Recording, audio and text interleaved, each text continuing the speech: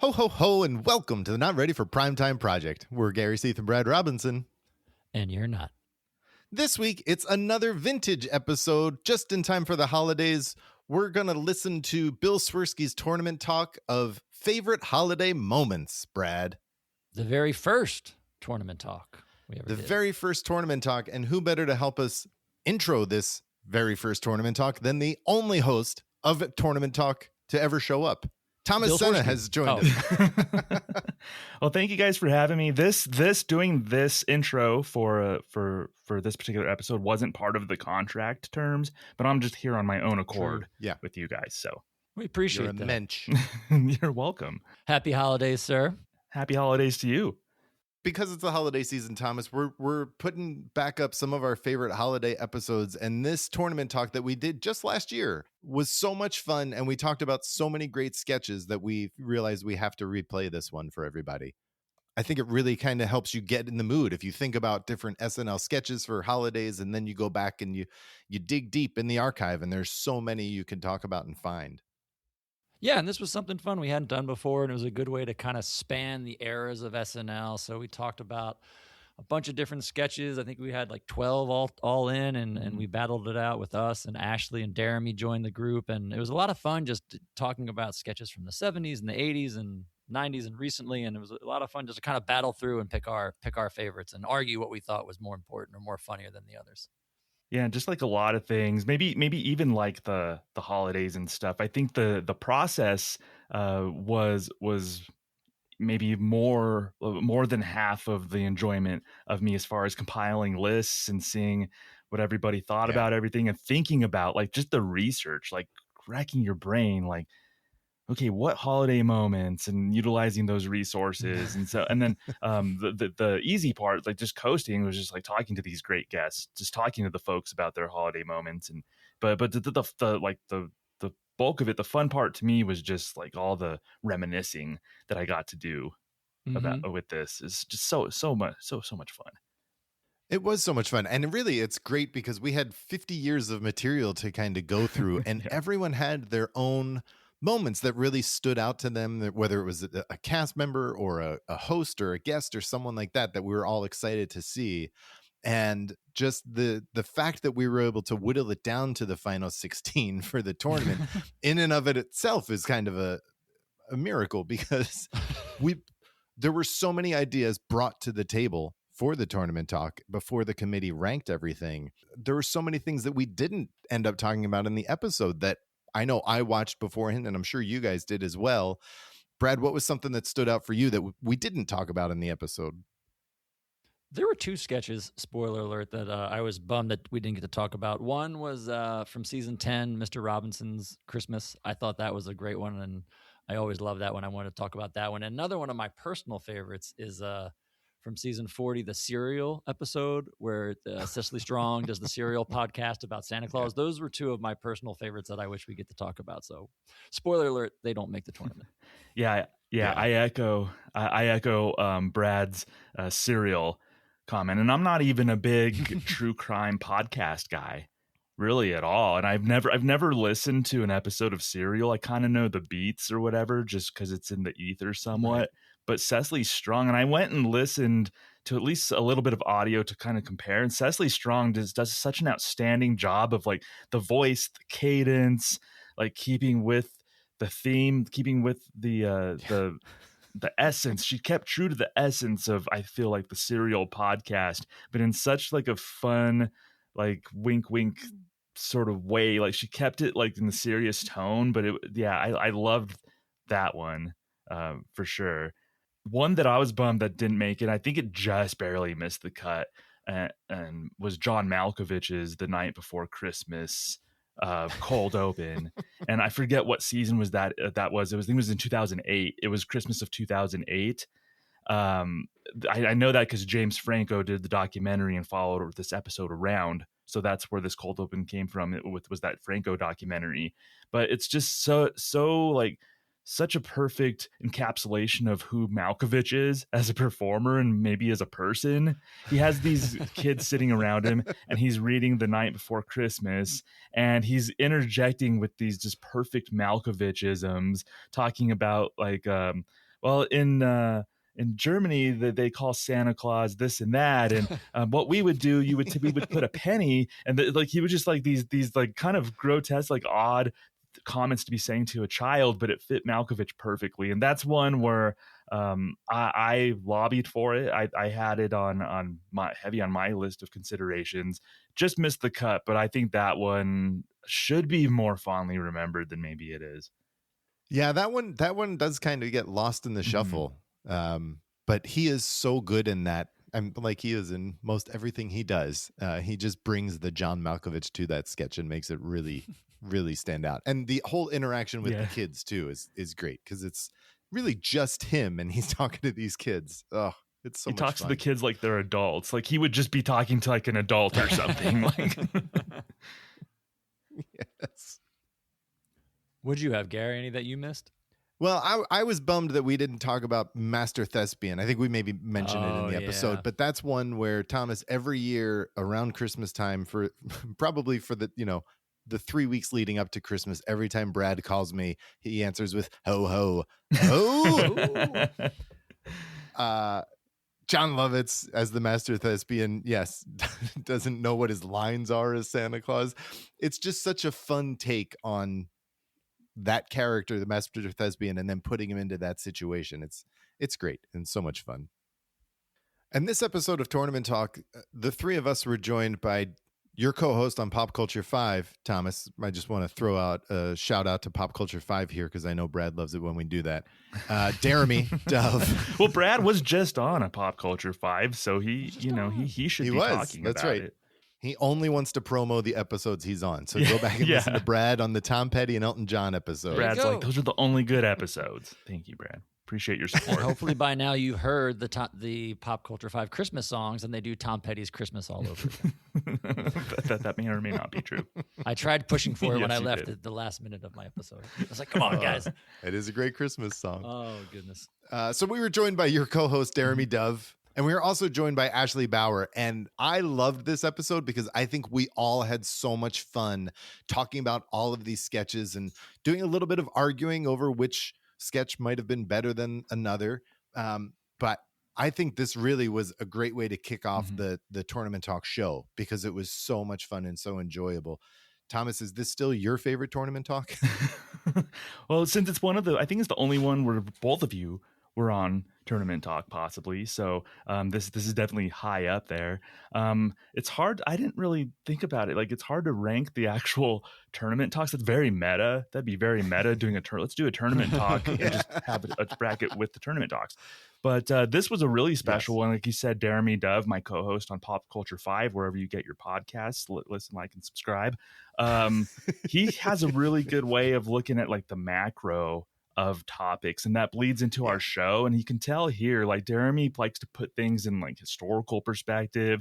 He likes to think of like the broad picture. So he's good at adding that insight, and he's very much a wealth of SNL knowledge as well. So I thought Jeremy was great. Ashley Bauer, the other panelist here, I've known her over 20 years. She and I go back a long way. I know she's just so passionate about SNL. That's actually one of the things that bonded us. We had mutual friends, and then we started just chatting one time. I think it was at some sort of party or something, and we figured out that the other one liked SNL. So we just were super bonded over SNL and other things. And so I know Ashley is just a great wealth of knowledge, and I know her sweet spots like the mid 90s up and through current. So I kind of knew, where she leaned and would go for. So I think we had almost all the eras covered on this episode as far as people's expertise, I feel.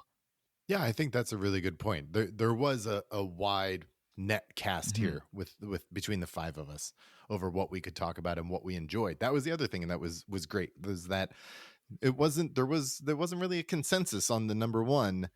Like, once we got into the voting, there was a lot of back and forth, and it was a lot of fun, Brad. It was. I think if I remember too, well, yeah. It was a tight decision at the end, if I remember correctly. Yeah, it was. Yeah, without spoiling anything, I know one of the ones that made it to the final, I wasn't. I mean, this is a democracy, so I think I was outvoted. If I listen back to the episode but looking back, I look at the results and I'm like, one of them that made the final, I was like, I still don't know. I still kind of question that. The other one I'm mostly with, but yeah, there's one in particular that made the final that I was just like, I still don't know. But that's what the part of the fun of this show is. It's a democracy, and I'm not always right. Much to my dismay and disbelief, I'm not always right. So, so I think this tournament talk is a great way to set up your holiday season. It's great if you're on a car ride to a Christmas party. It gives you something to talk about when you get there. A little, cocktail hour. Just imagine what we talked about. You heard the 4 or 5 sketches that didn't make it. So just think about the sketches we do. Exactly. Get in there. I hope everyone listening to this has a wonderful holiday season, enjoys the show, and let us know what your thoughts are on the final results of this tournament talk, because I'm still curious what people think about how this turned out. Happy holidays.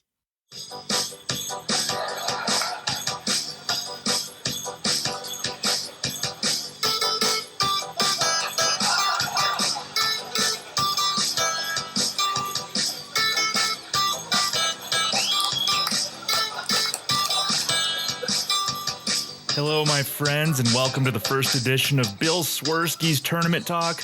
I'm Thomas Sena, filling in for my fourth cousin, Bill Swirsky, who recently had another heart attack. Get well soon, Bill. Get well soon.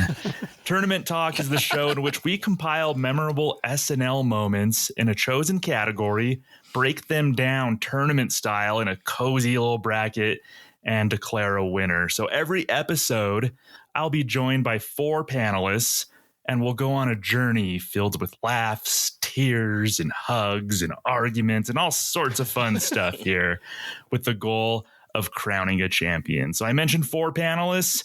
Let's get to it. Let's introduce the panelists for this edition.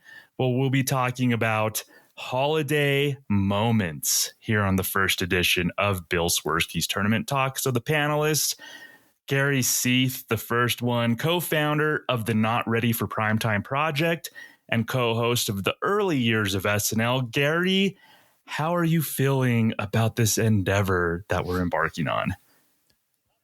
Thomas, I am ready for the holidays. I came prepared. You are. I'm decked out. You're wearing, I don't want to call it an ugly sweater because I don't know if you mean it to be an ugly sweater. I'll just say it's a very appropriate, holiday appropriate sweater. It's a unicorn throwing up. It's ugly. It's covered in glitter. Well, I didn't know what that meant to you. That means I didn't know if it was sentimental. The holidays, Thomas. That's what it means. Yeah. It does.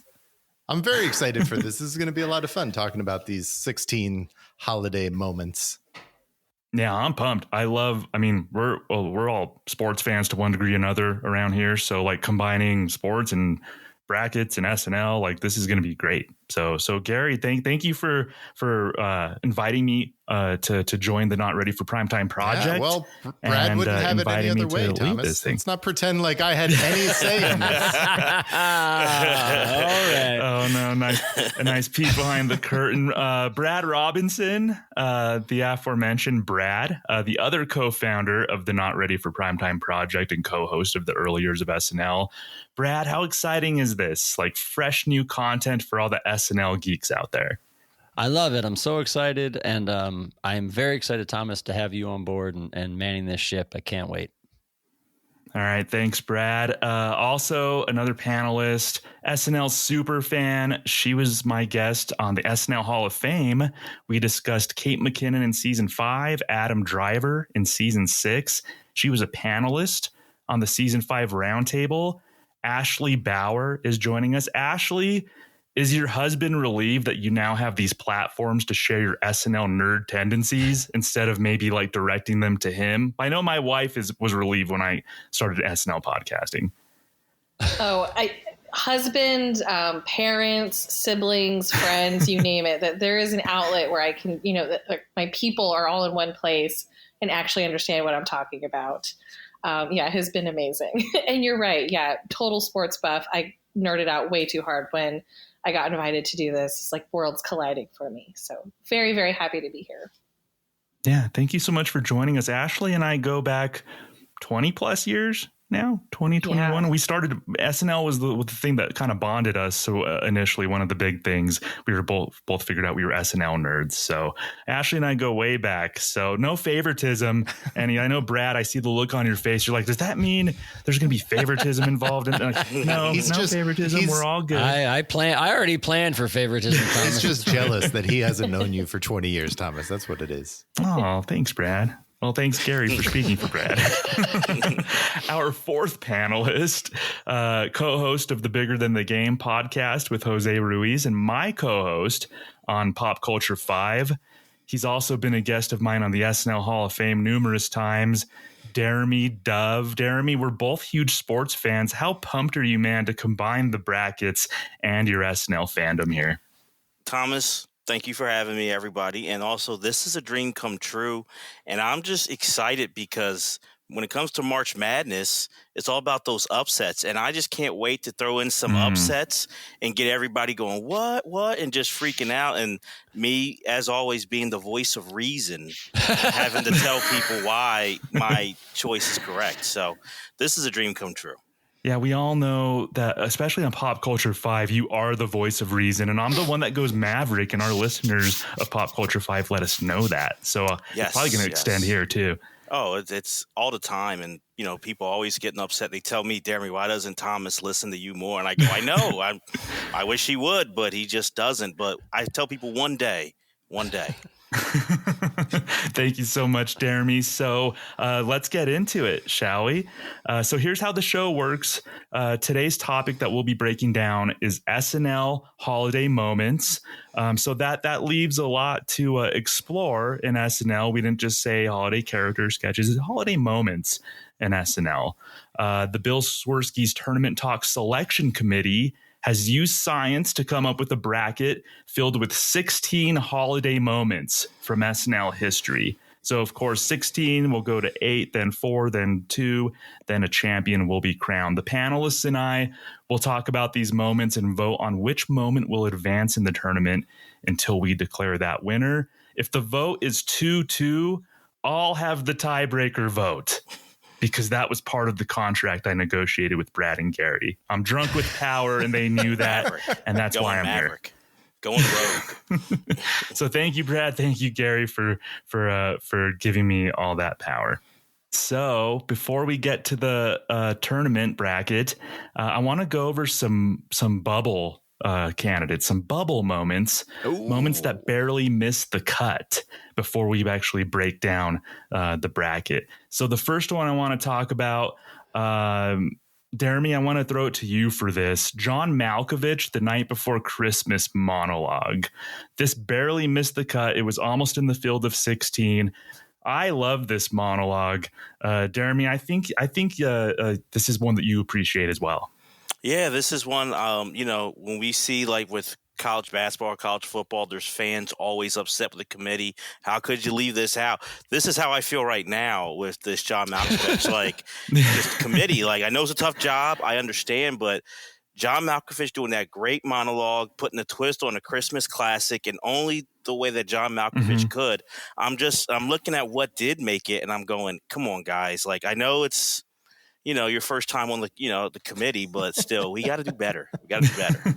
Though maybe John Malkovich, the night before Christmas monologue can win the NIT or whatever secondary. I guess that's a nice consolation prize for it. But yeah, shame. It could have a consolation. Also, barely missing the cut. Ashley, Back Home Ballers barely missed the cut. How do you feel about this injustice? I am devastated. Like, I am a back home baller. I don't think I resonated so quickly with a pre-record as I have with Back Home Ballers. I think, I know it's not, as old as some of, the other classics we're going to talk about, but I think it became an instant hit, an instant classic. Just so genius. I'm heartbroken, but it will always hold a special place in my heart. Yes, mine too. Barely missed the cut. Sorry, little baby 80. Gary, John Lovitz one, barely missed the cut. Master Thespian Santa Claus. I think you were advocating behind the scenes possibly to the selection committee, but it did not make the cut. Well, anything with John Lovitz holds strong place in my heart, obviously, as well as Brad's, because he did the SNL Hall of Fame with you. Yes. And this is something that Brad every Christmas calls me and recites a line from that sketch going, ho, ho, ho. every year. And it's one of those, it's a warming thing, not Brad, but John Lovitz just warms me and makes my Christmas every year watching that sketch. I love it. Yeah, well, sorry, Lovitz. Sorry, Gary, Master Thespian, that barely made the cut, or missed the cut, I should say. Brad, Mr. Robinson's Neighborhood, Christmas edition, missed the cut. How do you feel about this? Yeah, I might have tried to just get too cute with my answers. I was trying to get different, errors involved, and I actually do love the Eddie Murphy, Mr. Robinson. I always do love that Christmas episode, and I had it middle of my rankings, and I thought somebody else, one or two other people might throw it in to get it in there, but no. Yeah, the algorithm said no. No, thank you. No offense to Eddie, one of the all-time greats, but he misses the cut. We might see Eddie in this tournament. I have a feeling we might. We'll see. We'll see when we reveal the bracket here in a second. If we see some Eddie Murphy, if we see a lot of our favorites here. So let's get to it. Let's reveal the bracket. We'll start with Region 1. We're the top seed in the entire tournament from season 32, December 2006. It's Dick in a Box. Andy Samberg, Justin Timberlake, Maya Rudolph, Kristen Wiig. Dick in a Box gets the number 1 seed. It'll be facing off in the first round against 16th seed North Pole News. And I know I don't have to establish the obvious connection of Dick in a Box and North Pole News. We all know the connection there. They're matched up together, 1 versus 16. North Pole News, of course, Eddie Murphy hosted in season 45. That was a standout sketch there. On the other side of this region, 8 versus 9. So the 8th seed from season 31, from a really great episode, actually, and we'll get more into that. Christmas Time for the Jews gets the 8th seed. 9th seed, it'll be facing off in the first round against It's a Wonderful Life, The Lost Ending. That's from December of 86, season 12. Dana Carvey, Jan Hooks, Dennis Miller. That's a fun one. So, Jeremy, I want to throw it to you. Region 1, what are you seeing here? Region 1, I'm seeing, obviously, I can't disagree with the top overall seed. I think committee did a great job on making Dick in a Box the top seed, which I think some people might be like, oh, that should be high, but not number 1. But I think it should be number 1. My issue is with North Pole News being the 16 seed. I think that's way too low, and it's not fair to a recent classic sketch to have to get that first round exit, which it probably will. When I think if it was in its proper place, which is a higher seeding, this could really have some upsets and really knock off some high seeds here. But that's my biggest gripe with that 116 matchup. And as usual, the 8-9 matchups, as in March Madness, they're always tough. And I think we have a tough one here with Christmas Time for the Jews versus It's a Wonderful Life. That's kind of like a coin toss. You really got to go back and forth. 2 great sketches that I have a way that I'm leaning, but I'll be really interested to see how the rest of the panel goes with that one. Yeah, I'm curious about that one too. I think the selection committee did a good job of seeding that one, since it's a coin toss that's what you want with your 8-9 matchup. Absolutely. It's Christmas Time for the Jews. It aired a matter of minutes before Lazy Sunday aired. It was in that Jack Black episode. That was a great Christmas episode. Christmas Time for the Jews. Then I think there was one more sketch, and then Lazy Sunday aired. So maybe it gets lost because it aired the same episode as Lazy Sunday. But I've always loved that one. That's a TV fun house. Robert Schmeigel does a little claymation there in Jeremy. So yeah, that's a great one. It's a Wonderful Life, Lost Ending. George and the Townspeople, George Bailey, played by Dana Carvey, they get Mr. Potter. They try to go look for Mr. Potter because he took and deposited the $8,000. They take turns beating him up. That's going to be a good matchup. So I kind of feel like for the Christmas Time for the Jews sketch, I think you're right in that where it aired and that great night with Lazy Sunday. But also, I could be off, but I feel like after this episode aired, like a little bit later on, the Darlene Love Christmas kind of like revival happened. And I think it's really cool that Darlene Love is in this sketch. And I feel like maybe it's a little ahead of its time. If it happens a few years later, it gets known more because now everyone knows Darlene Love is like the queen of Christmas, or really the princess. Mariah Carey's the queen, but Darlene Love's like the, big, like kind of got this big resurgence with Christmas time. So I feel like, Thomas, that was a little bit ahead of its time with using Darlene Love. And a few years later, it would have went viral and just would have been a legendary sketch in everyone's mind. Is this sketch not known? This was my number one sketch. This was sketch not known? This would be in my top 10 probably too. I think it's just. It's known. I don't think it's very known. Oh, I think really? it slips through the cracks. That's kind of my opinion. Yeah. Yeah. I love Ashley, this we'll sketch. get Like, to it with voting, yes. but Ashley, how well do you think this sketch is known? Christmas Time for the Jews. I know this sketch very, very well. I think it's a huge one. I think you're right. It did definitely get overshadowed by Lazy Sunday. But if we're talking about, classic holiday sketches, like that was one of the first ones I thought about, when I was putting my list together. I don't think I ended up pushing it forward only because in my head, I guess, I'm a little bit shocked too that it's not that well known, because in my head, I was like, oh, everyone else is going to vote for it. And I had a hard enough time as it was only pushing, a top 10. So that's the only reason I left it off. Okay, yeah. So I think it might be a little more. I don't know. It's a personal favorite of mine. Hopefully it does get its proper due. But it'll be interesting to see if it could at least advance one round. So Region 1 again, 1 seed Dick in a Box versus number 16 North Pole News. 8 seed Christmas Time for the Jews will be taking on 9 seed It's a Wonderful Life, The Lost Ending. Region 2. The number 2 overall seed from season 12, December of 86, Holiday Wish, the famous Steve Martin speaking to the camera, an all-time great comedic monologue, in my opinion. So that's the 2 seed. It'll be taking on 15 seed, The Killer Trees, from season 2. That's a Candice Bergen sketch, a Candice Bergen hosted episode, one of the all-time great, in my opinion, not just Christmas episodes, one of the all-time great episodes of SNL, The Killer Trees with the 15 seed. 7 seed in that region, Season's Greetings. That was done 10 times total, 4 for the holidays that we're talking about between seasons 13 and 17. That was Lovitz, Kevin Nealon, Phil Hartman, and 1 time with Chris Farley, which I really loved. So 7 seed Season's Greetings against 10 seed Elf Motivation. That's Alec Baldwin, a parody of Glengarry Glen Ross. That was from season 31, December of 2005. Brad, what do you make of this region? How you feeling? I love it. There's tons of great sketches in this. The 2 versus 15, I think, is really cool. Holiday Wish is one of my favorite. It was a top 3. What I think is really cool about these 2 sketches is they both come from 2 of the best all-time Christmas episodes, I think, of SNL history.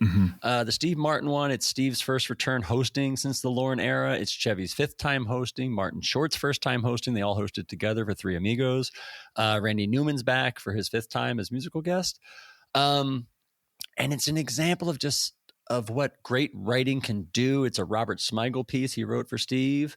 And it's just, I don't think you had a lot of that during the non-Lauren era of just one person straight to camera if you weren't Eddie Murphy.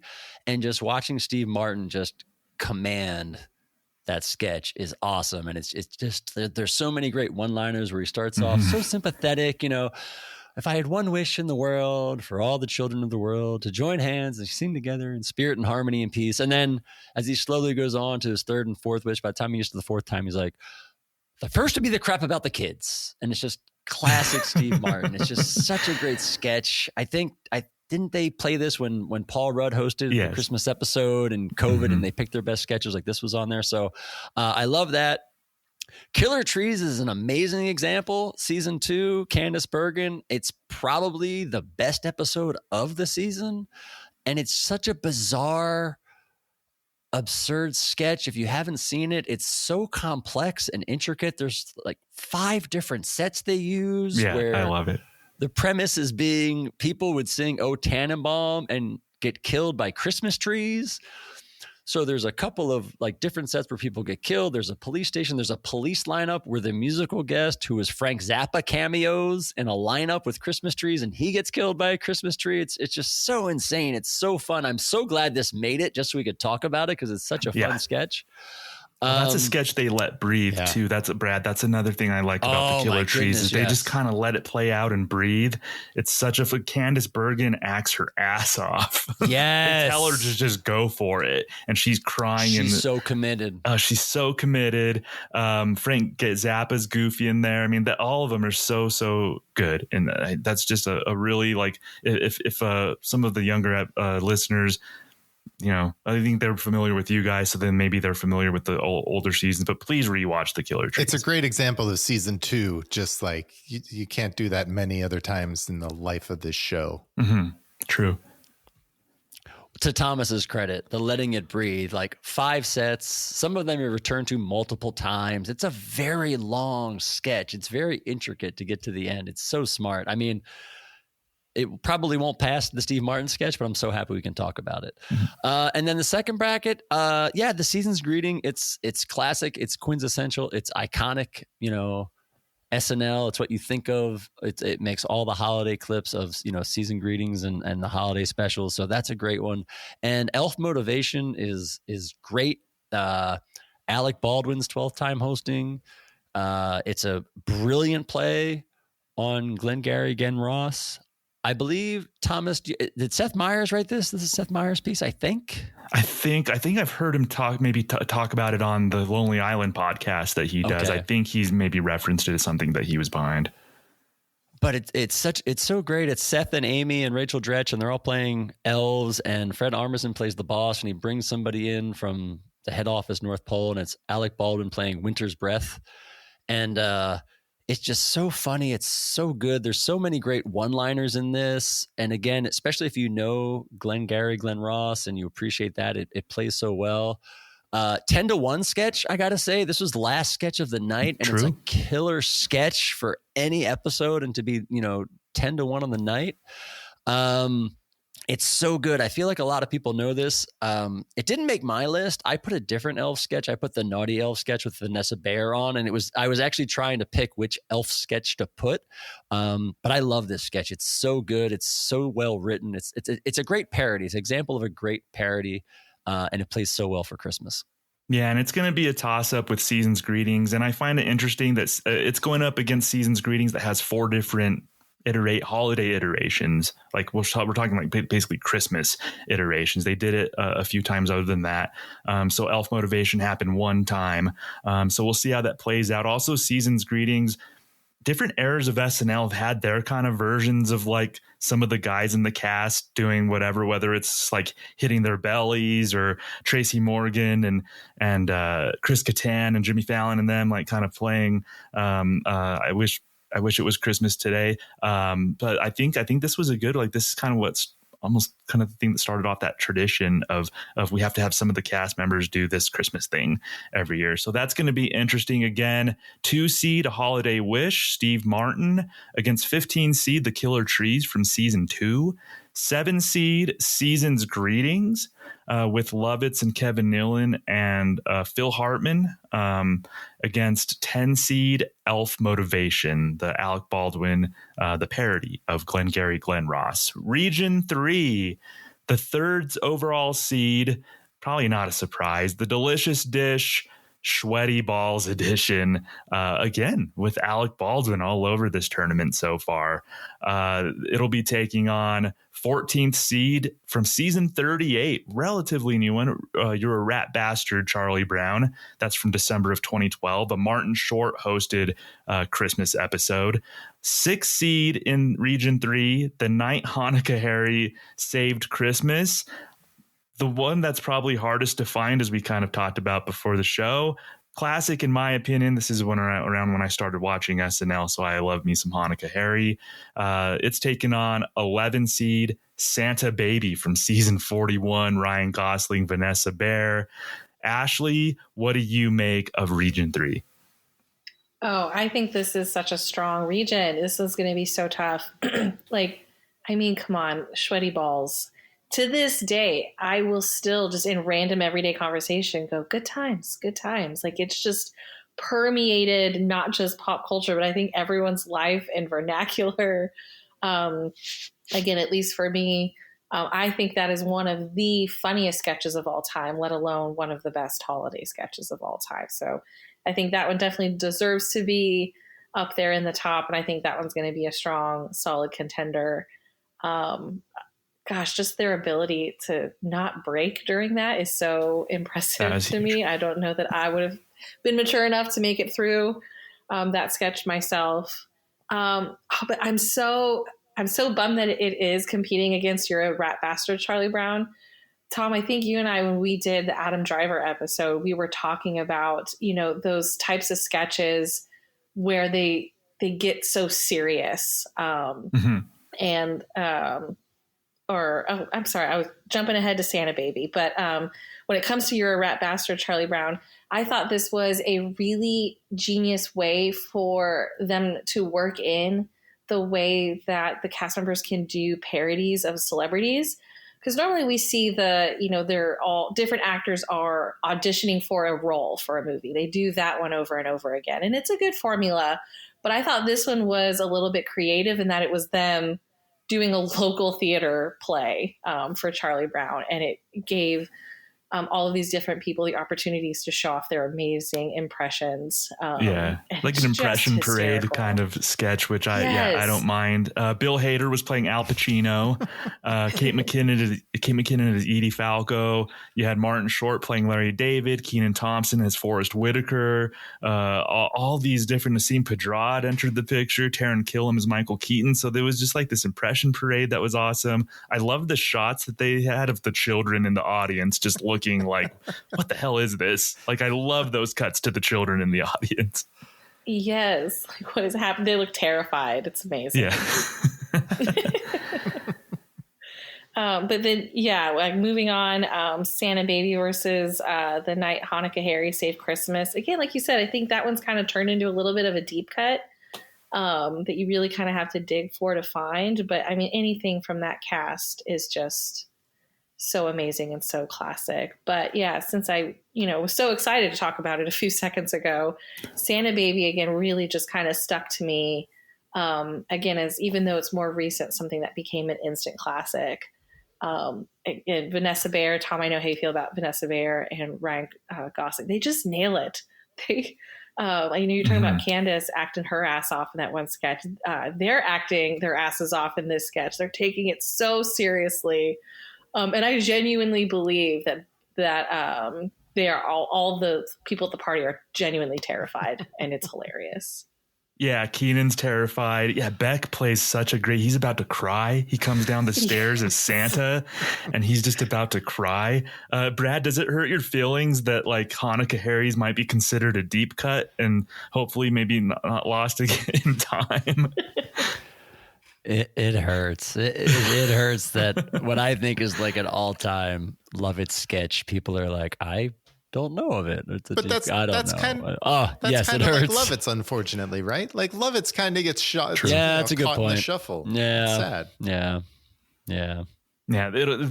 To me, that's like one of the best theme songs in SNL history. On Herschel, on Moesha, on Shlomo. Like I just like that. That's burned into my SNL nerd mind. Right there. And you made a good point, Thomas. It is the era of like characters getting theme songs, and it's a very good example of a theme song. Done right. It's a good example of a theme song done so well. Santa Baby, Quentin Tarantino, David Lynch vibes in that sketch. Gosling's maybe his greatest performance ever? Question mark in anything? I don't know. Wow. I'm throwing Ryan Gosling catching strays. Not strays. No, this is an awesome. Gosling's a great actor, and I think I'm saying though, the best thing he's ever done. Rewatch the sketch. I have. That candy cane down and scares the crap out of the whole party. Yeah, just go to the tape, man. It's all there. It's all there, Jeremy. I'm just saying. Wow, big stuff. I don't know that I'd be mad at that if I hadn't seen Papyrus. Papyrus exists. Those are maybe his two best performances. Yeah. And both came on SNL. which I Yes. like Ryan Gosling, so that's no shade on Ryan Gosling at all. So that was Region 3 again. 3 seed, The Delicious Dish, Sweaty Balls with Alec Baldwin, Molly Shannon, Anna Gasteyer, taking on 14 seed, You're a Rat Bastard, Charlie Brown. 6 seed, The Night Hanukkah Harry Saved Christmas. One of those deep cuts, Brad. It's from season 15, a Lovitz classic, taking on 11 seed, frisky 11 seed, I think, Santa Baby. Region 4, the 4th overall seed, The Hanukkah Song with Adam Sandler. Season 20, not a great season. We all know that. But this happened in season 20, probably one of the best things to come out of season 20, The Hanukkah Song. 13 seed, it's matched up against Hottest Holiday Tips from Stefan on Weekend Update. That happened in December of 2011. We all know and love Stefan. He did some holiday tips. That's seeded 13th. 5th seed in that region, Consumer Probe, an awesome old classic from season 2, the same episode as The Killer Trees. So we get one episode that has 2 sketches in this bracket, and I think well-deserved. So Consumer Probe with Dan Aykroyd, Candice Bergen.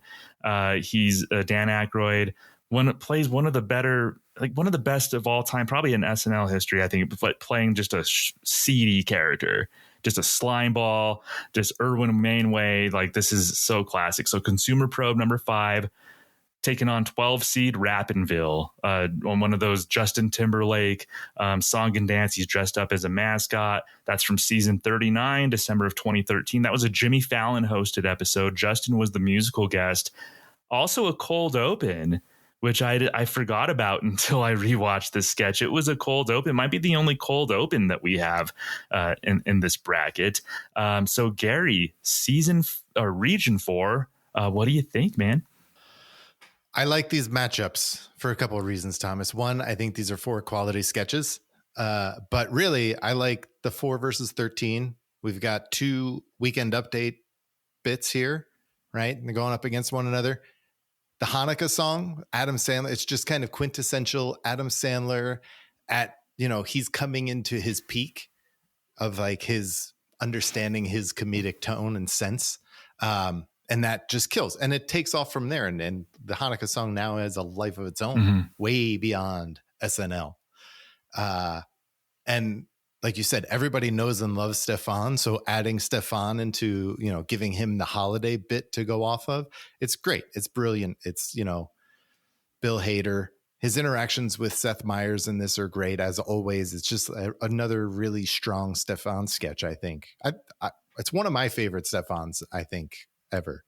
And then the 5 versus 12, you have 2 recurring bits.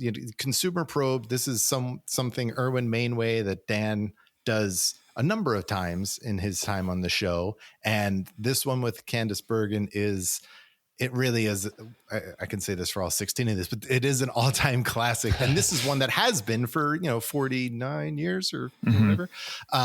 He's so good. Candice Bergen is so good in this. And just the absurdity of Erwin Mainway and his Christmas presents is ridiculous and great. And then Rappingsville with Fallon and Timberlake. I mean, when you watch this sketch, the crowd goes bananas.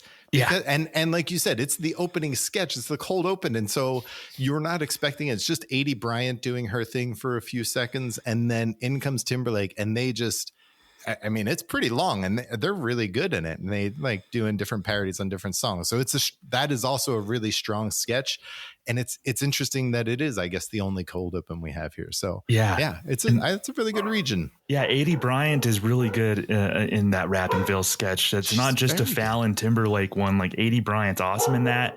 I find it interesting too that so we have the 2 Weekend Update bits that in the entire bracket are matched up against each other. That's kind of like when you're going into a March Madness tournament and you're like liking 2 potential underdogs, and then the committee just says, let's go ahead and match them up against each other. 2 small conference teams who can maybe make some noise. We're going to match up against each other. So one of them has to lose. I think that's a dirty trick by the committee in March Madness. I don't know if it was purposeful here or anything, but I find that interesting that the 2 weekend update bits are matched up together in this. It's definitely a trick by the committee, I think. Committee's always up to no good. That damn committee. So 1 weekend update bit. Yeah, 1 weekend update bit. We'll move on, and one will get the axe. Yeah, so again, Region 4, the Hanukkah song, famous, as Gary said, it transcends even SNL.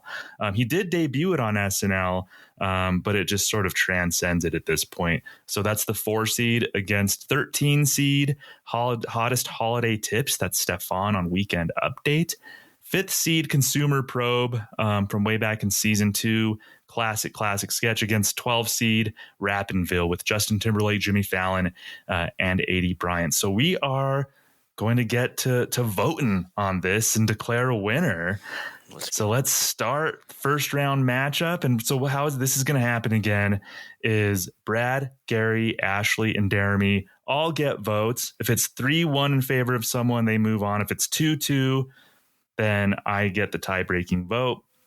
So you guys prepare your arguments. You can sway me, but we'll go ahead and get started. Let's go. So what we'll do too is we'll just do first round matchups across down all the regions, and then we'll do like the Elite 8 matchups, and then all that. So first round, Region 1, 1 seed Dick in a Box versus 16 seed North Pole News. Brad, who you got? I love North Pole News. When I made my list, like Thomas, like you, probably had about 17 or 18. North Pole News was on it, didn't make the cut, so I do love the sketch, but it's an easy Dick in the Box. So 1, Brad says easy Dick in the Box. Gary, is the Dick in the Box easy for you? No, Dick in the Box is never easy for me. Thomas, I'm going to go with North Pole News. I think this is an upset, 16-1, yes, but you have to remember we're in the Sweet 16 now. So this is like the Sweet 16. I don't think there's do you have money much on disparity. Them? I do now. Yeah. That's interesting. Yeah, no, I think it's really good. I think Eddie Murphy is brilliant in that sketch. And the fact that he only has one elf ear on and the other one seems to have fallen off at some point bothers no one. It doesn't matter. It doesn't ruin the sketch. So Don't even notice. Exactly. Yeah. And when he's saying, when they kept asking him what his name is, he's like, it doesn't matter what my name is. I kind of wish there wasn't I kind of wish they just left it out there and didn't give a name. I agree. I agree. And the way he ends everything with just screaming and running up, he's like, ah! Yeah. It's so good. And then what my favorite line from that one is when he refers to Cecily Strong as that sexy ass elf. Mm-hmm. Yes. It's so funny. I love that one. So we're 1-1 now with North Pole News and Dick in the Box. Ashley, I want to go to you. What's your vote here? My unhealthy obsession with Lonely Island is going to, sway my vote. I have full disclosure. I am such a fangirl for the Lonely Island and for the Dick in a Box sketch. But yeah, North Pole News, I pushed it in my top 10. I think it's absolutely genius. It's flawless. Everything about it, even what's going wrong, I think makes it so funny. And again, Eddie Murphy, no matter what is happening and what is going wrong, Eddie Murphy has just committed and he has stuck to it. He's going to see that sketch all the way through no matter what. But yeah, I just think Dick in a Box is also just so genius. Just every little attention to detail, the lyrics, the choreography, the costumes, Maya Rudolph and Kristen Wiig and the roses in their faces. It's just chef's kiss to me, Dick in a Box. All right. Yeah. So it's 2-1 Dick in a Box. Jeremy, you felt North Pole News was underseeded coming in. Mm-hmm. Gary voted for North Pole News. Does this empower you? It does. It does. And I need the names of the committee because this is just a crime here. This is why this is the worst seating of all my goodness, the contestants here. So I'm going to go North. This hurt me.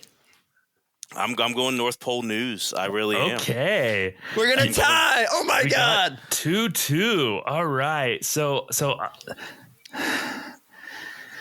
yeah, this is we're why coming I'm out here. hot for you guys. Yes. Yeah. This Yeah, moment earn that right here. $5, Thomas. All right.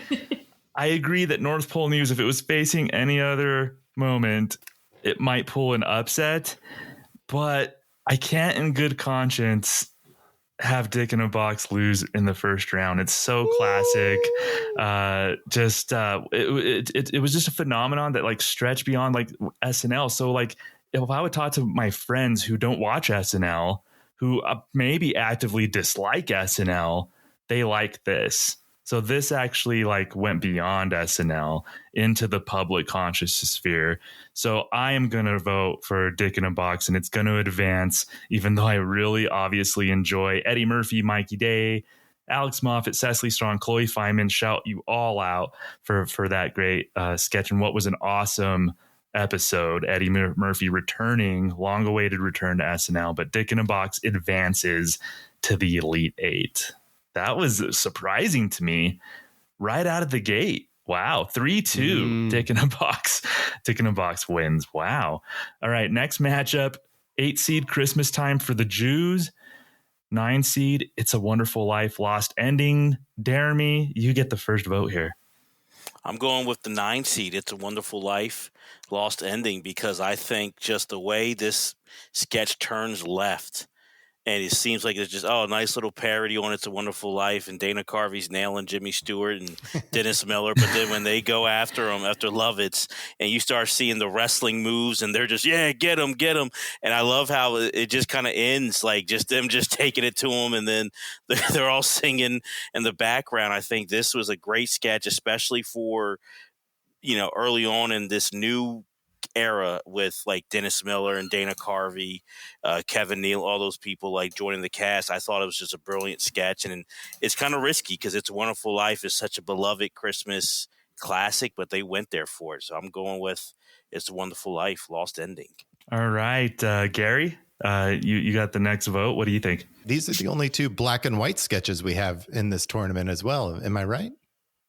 Oh, that's a good call. I think you're so. right. I think they are. Yeah. Anyway, I think they're both great sketches. 8-9. This is a tough matchup, like you said at the very beginning of this, right? Like these 2 are neck and neck. I'm going with Jeremy, though. I love the It's a Wonderful Life Lost Ending. I think the performances across the board are amazing. Getting Dennis Miller in a sketch at all Exactly. is great. And giving him some lines when he reads the telegram, like that's fun.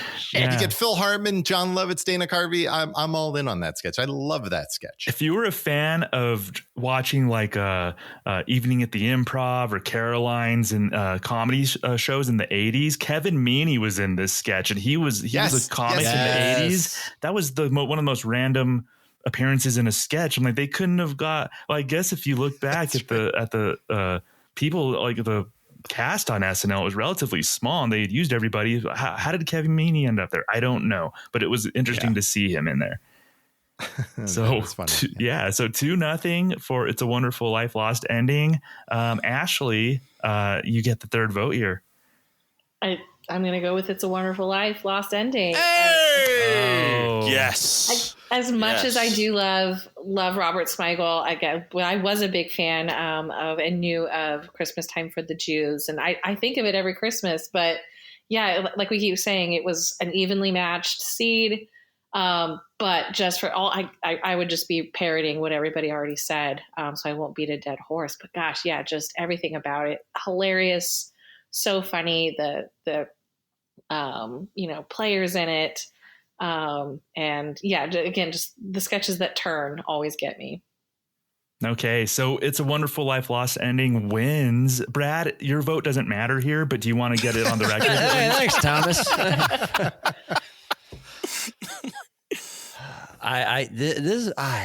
This boggles my mind, man. Christmas Time for the Jews is like, I think It's a Wonderful Life falls into that like black sheep, overlooked sketch. Like people don't think of it. So, I don't know. I literally am like at a loss for words right now. I thought Christmas Time for the Jews was underranked at 8th. Like I thought it should have been higher. I think this is a brilliant bit. I love it. I love the fact that they got Darlene Love. Like, are we not accounting for the fact that they got Darlene Love to sing this song. That's all they got. You make though. it sound like this is some That's all they mom got. and pop No, sketch that's all show. they got. Great. No, That's all they The got. jokes are fantastic. Jeremy, this is so well written. If Come we were at on. a college basketball game, the crowd would be chanting "overrated" at this What? sketch. Yeah. Hold on. Thomas, bail me out. Thomas, if you had to vote, this is going to kill me. Who would you vote for?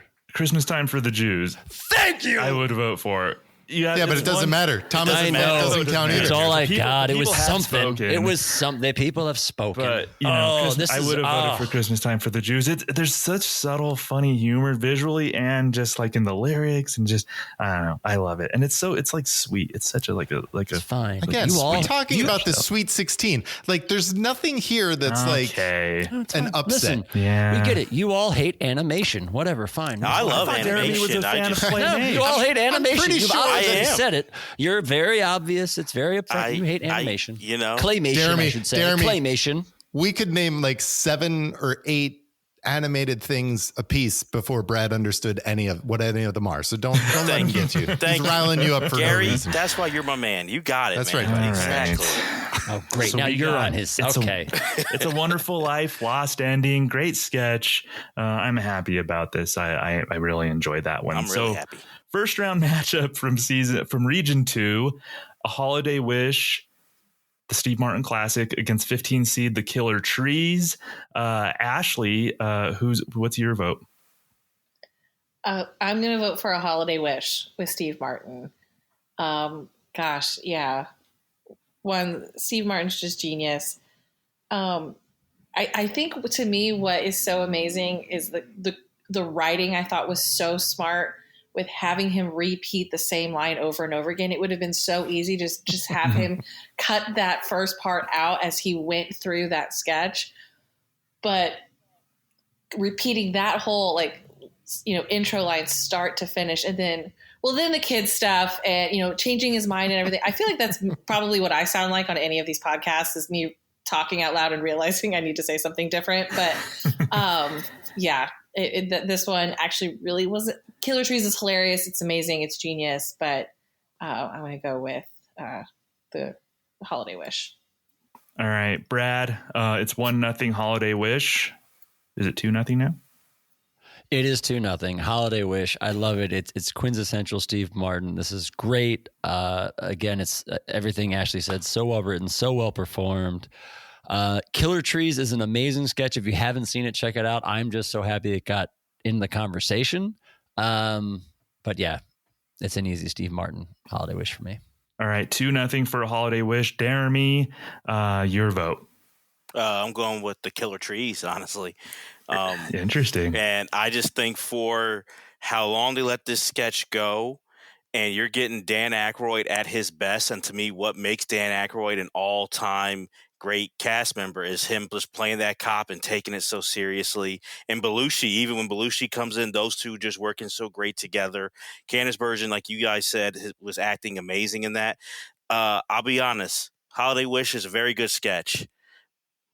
Love Steve Martin, but it's not, to me, essential Steve Martin. Not like from the first thing I think about when I think about Steve Martin and SNL. I don't go to this sketch. I like it a lot. It's funny, but it's not one of the first things.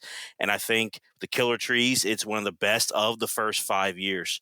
So I'm going with The Killer Tree sketch. Wow. Jeremy brought the nutmeg, the cinnamon, the cardamom. He brought all the spice, all the Christmas spice. I'm bringing the heat, baby. to this episode. Wow. So 2-1, A Holiday Wish. Gary, your vote.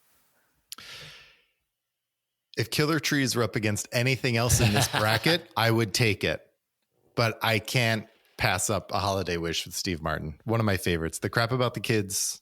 The 31-day extended orgasm. It's brilliant. Yeah, it's interesting because this is what, when I was a kid and I started watching SNL, A Holiday Wish is what I associated Steve Martin with on SNL. This is what made me think that he was an SNL cast member, was he got to do something just him by himself straight to camera. Love Killer Trees, but I think the people have spoken. I'm respecting that vote for Jeremy. Yeah. I'm with you, buddy.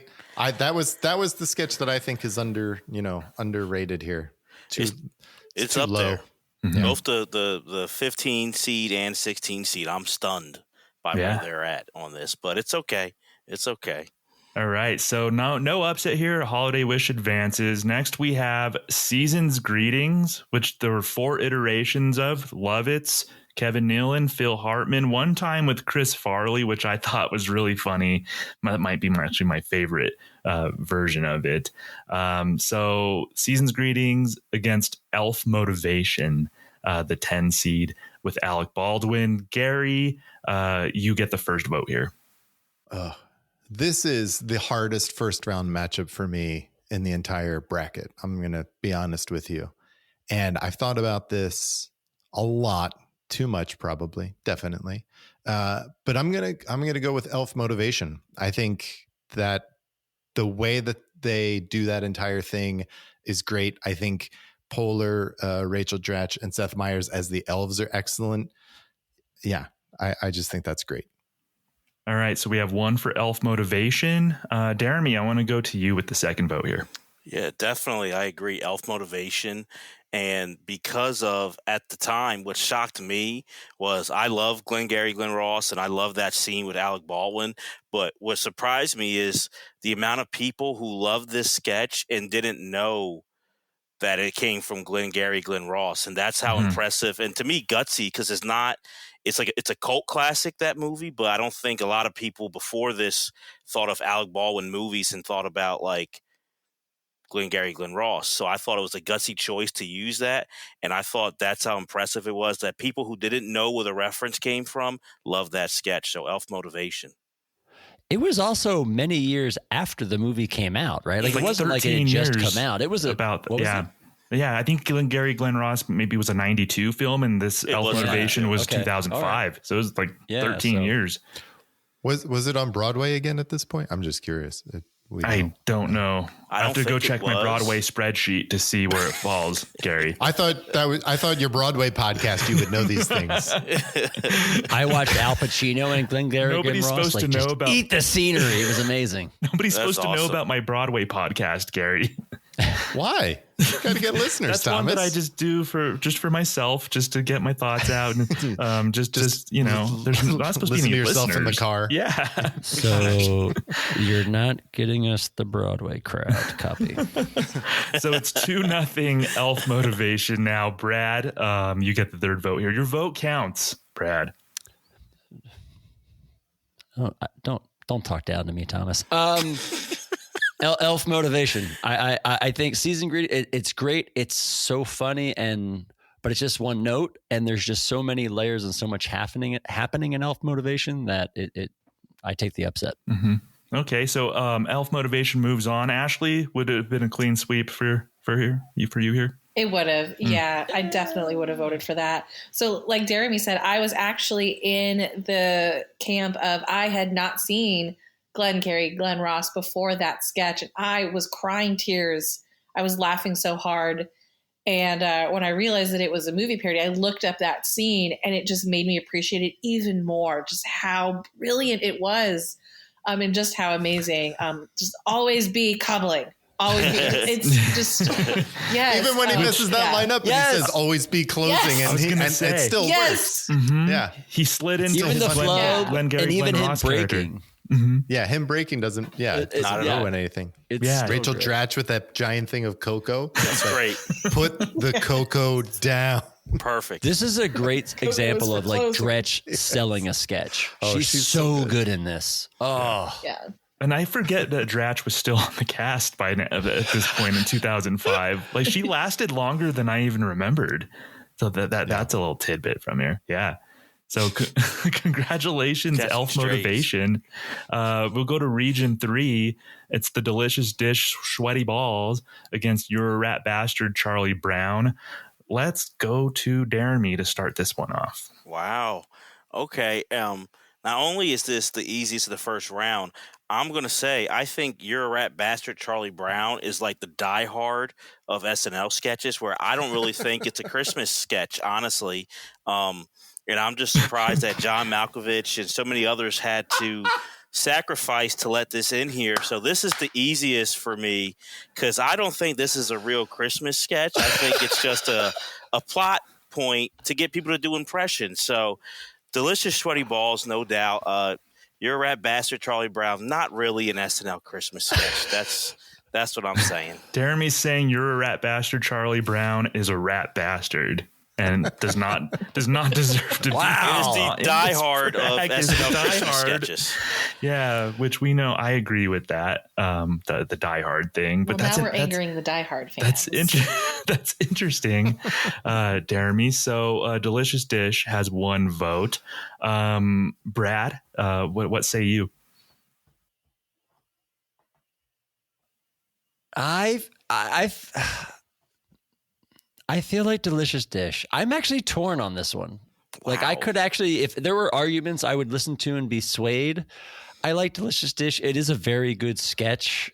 To me, I think almost it's gotten like overplayed for me, but it is funny and it is good. And I'll be honest, Rat Bastard Charlie Brown was one I had forgotten about. And I think because of that, that's why I'm giving my vote to Delicious Dish. Like, if it was in my head enough, I would have played it more. So there's a reason you forgot it. Yeah. Wow. Jeremy. The hate is strong with this one. Yeah. It's gotta be real. Yeah. Gary, does You're a Rat Bastard Charlie Brown, first of all, belong on this list? And second of all, does it get a vote? Thomas, not only does it belong on this list, and it is a Christmas sketch. Yes. I'm going to give it my vote. Yes. Wow. This sketch is brilliant and it's not just, look, Sweaty Balls is wonderful. And I think Molly Shannon and Anna Gasteyer in that sketch are flawless. Absolutely. They're excellent. The impressions that are done in You're a Rat Bastard, Charlie Brown, Jason Sudeikis as, oh crap. I totally forget that guy's name. Don't now. forget, because you're Philip Seymour Hoffman. Point. Okay, there we go. No, Philip Seymour Hoffman. That's who he already did, Thomas. He already proved my point. He already did. He already did. Bill Hader's Al Pacino and really Martin Short's Larry David is so good in that sketch. And they're doing impressions of these actors and also impressions of the Peanuts characters. And it's just so good. The layers on that are so good. And the reactions by the kids in the crowd when they're beeping out all of the cursing that is done on stage is great. When she pulls the football out and Bill Hader's like, fuck you. And then just turns to the kids. He's like, we're going to take a break. It's so good. 2-1. Delicious Dish still has the advantage. Ashley, we're going to you for your vote. Well, I know it's going to be a huge mystery. I definitely showed my hand earlier when we were talking about it. But I will say, since we were talking about You're a Rat Bastard, I got to say my favorite part is when Kate McKinnon's selling him the uppers, like standing there at the side stand, she's offering him all of the pills. Yes, I'm gonna go sky high. Yes, so I'm a huge fan of that one. It's so funny. Again, I know I talked about how much I loved it earlier, but yeah, to me, the Sweaty Balls is just not just iconic Christmas SNL, but iconic SNL to me. And I think I've seen that permeate outside of SNL as well. There's a Capital One commercial where they're doing it with Anna Gasteyer and Molly Shannon now. There's a sequel to Sweaty Balls. It's just it's so well written, so well executed, just down to the voices of the NPR, radio hosts. Yeah. And honestly, I think one of my favorite parts of the whole sketch doesn't even have to do with the Sweaty Balls. It's Molly Shannon, who's just very clearly upset about her excessive rat problem in her apartment. Everything. Even when you're not making fun of Sweaty Balls and we're not just, 12-year-olds who are just laughing. It's so funny. Anna Gasteyer is really feeling like a glutton because she asked Santa for a funnel. I just can't. Yeah. As much as I enjoy seeing horrified children on my screen, as much as as funny as I think that is, I think the panelists made the right decision here. So the Delicious Dish Sweaty Balls. Real quick, advances. Thomas, I just want to make it clear for the listeners and everyone on the panel. Just like with Die Hard, I think it's a great movie. Okay. You're a Rat Bastard, Charlie Brown. It's a great sketch, just not Christmas, and everything you guys have mentioned, nothing involving Christmas, by the way. I just want to make that clear. And Gary voting for it, but yet not remembering. I think I forgot Philip Seymour Hoffman's name. He's old. Give him a break. Brad is older than I am, but Not the point. right there, man, when you did that, Gary, this was on trial, I would just say, Your Honor, the prosecution rest. That's what I would have done in that scene right there. That's what happened. So Oh man, that's why you're not a lawyer, Jeremy. Exactly. But I'm glad it's not going on. So, we don't have to deal with it anymore. Goodbye. Sorry, You're Charlie Brown. Thomas, I'd like to take a point real quick just to say Die Hard is a Christmas movie. Thank you. No. We can do a whole podcast just on this. Jeremy and I are aligned. If you want to hear our thoughts, listen to our 5 Essential Christmas Movies episode on Pop Culture 5. Shameless plug. Oh, we plug in the middle of the show? Jesus. Yes. I mean, it's a big deal. You're saying that Die Hard's a Christmas movie. We have to clean that mistake up right away. No. Well, we'll forget you have that opinion because that's just categorically incorrect. Yeah, we still love you anyway, Brad. Yeah. Okay. All right. So sorry, Charlie Brown. You're gone. Next matchup, the night Hanukkah Harry saved Christmas, 6 seed against 11 seed Santa Baby. Ashley, I want to give you the first vote here. Yeah, I may, get a few pieces of hate mail for this, but I'm going to go with Santa Baby over Hanukkah Harry. Again, just talking about it, the seriousness, the commitment to it. Like I said, the commitment by all of the other, supporting actors in this, Beck Bennett. I really think he looks like he's about to pee his pants, like, to be honest. Like or when Ryan Gosling breaks the candy cane, I think he genuinely thinks that Ryan Gosling went too method and might just stab him with it. Even just the genius of Vanessa laying back on the couch and like putting her leg up on the back of the couch and the stance that she takes, and, with the candy cane. Is just so funny. And then to me, the genius of how they end it, of like, there's a real Santa looking in the window, horrified, and runs away. Yeah. Just chef's kiss. Yes. So 1-0 Santa Baby. Brad, your vote. Ashley, I had Santa Baby in my long list, so I don't feel bad about your vote. I think it definitely is warranted. It's up there. It's a great sketch. I do have to go night Hanukkah Harry Save Christmas. I think it's such a great sketch. I think it's so indicative of the writing of that era and just highlighting the cast and Lovitz and just what they did and that kind of humor. It's just it's so good. It hurts me to hear it may be like an under the radar sketch, so I have to give it my vote. Okay, 1-1 here. I felt this would be hotly contested, honestly. I'm curious as to how Gary feels about this. You get vote number 3. This is an interesting one. It's interesting that the night Hanukkah Harry Saved Christmas isn't as available as most of these other sketches are. Because I agree with Brad. I think it's a huge sketch that for that era and that cast, it hits all of their strengths. And I think it does it really well. And it highlights Lovitz, who Brad loves and I do as well. I feel really good about that sketch. I love that sketch. It has the theme song you talked about. Santa Baby is so good, so well acted, like you guys said. Oh, this one's really hard. And it really comes down to, for me, I like Hanukkah Harry better because it's live versus pre-tape. That's the only reason I pulled this one. Oh, interesting. Would Hanukkah Harry have been better as a pre-tape? I don't know. I don't think so, because I think part of what makes that cast so good was the way that their performances like brought the audience into it, and you got reactions from that audience when their sketches were hitting. You heard it in the studio. All right, so it's 2-1 for Hanukkah Harry. Jeremy, what say you here? Well, Thomas, get your voting ready because I'm going Santa Baby. I'm just grateful that Ashley is on this panel to help bring the voice of reason with me. Earlier, I was your voice of reason. Yeah. So Yeah. I don't know, Gary. I thought so. He turns too, bracket by bracket. I know. It's shifting. Yeah. I don't know how the genius of Santa Baby to where that starts, and you're just thinking like Ryan Gosling and Vanessa Bayer are kind of like, oh, they're a little off here in that they're thinking like Santa's real, and then for it to twist and go so dark, and like Ashley said, when that candy cane gets smashed and the intensity it takes, it's just brilliant. And everyone, Keenan's reaction, I think it's time for me to go. And then, no, you're going to sit right here, buddy. That's just great. Like, I think Santa Baby, I give it so much props. I hear you. I think it's a good point that it was pre-taped, but I think it needed to be, and it was just brilliant. So no contest for me, Santa Baby. Even though I do like the other sketch as well, but Santa Baby is it for me. All right, this is the second tie that we've had here. It's 2-2 with these. I started watching SNL like live as it was happening in season 16, so that's like my all-time favorite cast. Like Myers, Lovett, all of them. Like it's like that era means so much to me.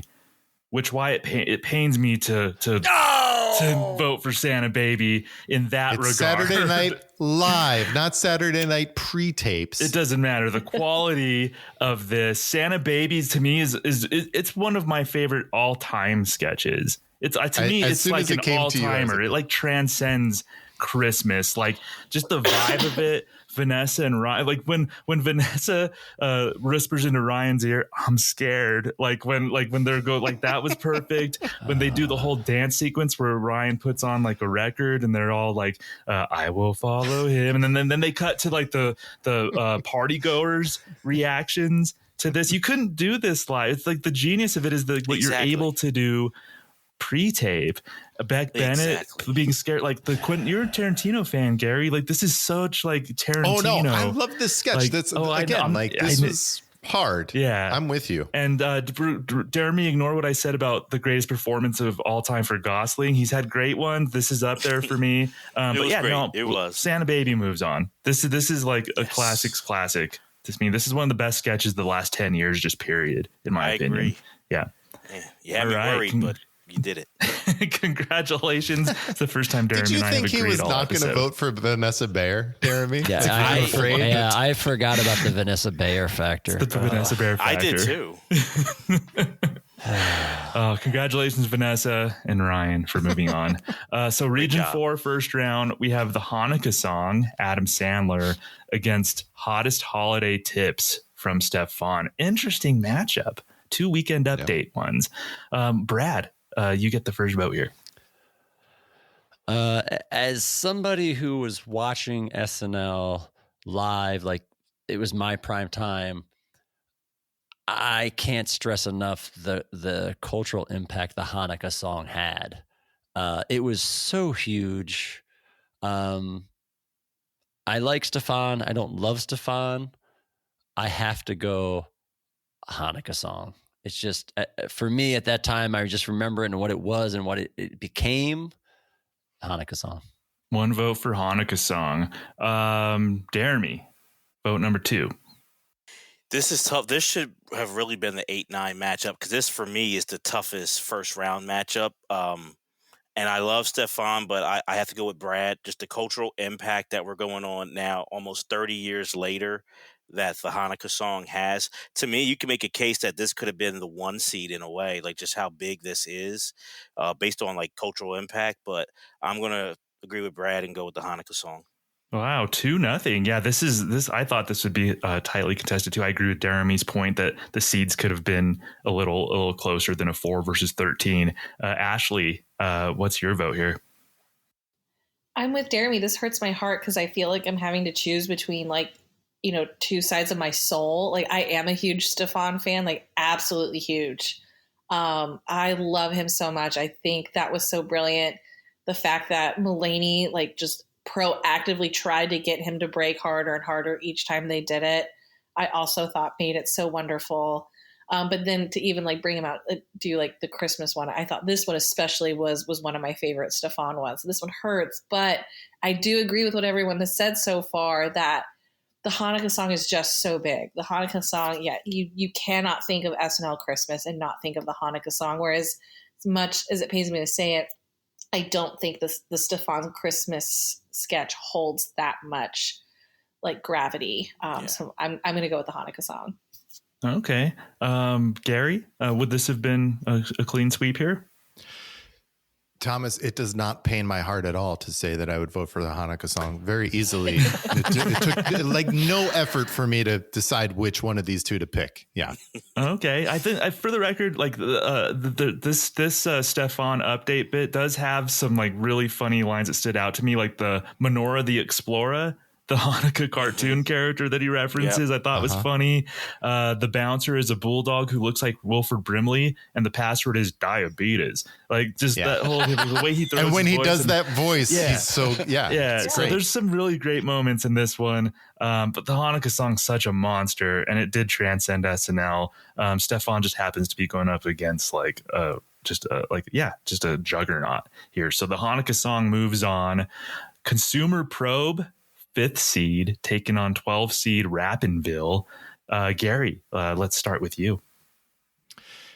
Look, you're getting Dan Aykroyd at peak Dan Aykroyd. He's flawless in this bit, and he's so good that I can't not say Consumer Probe.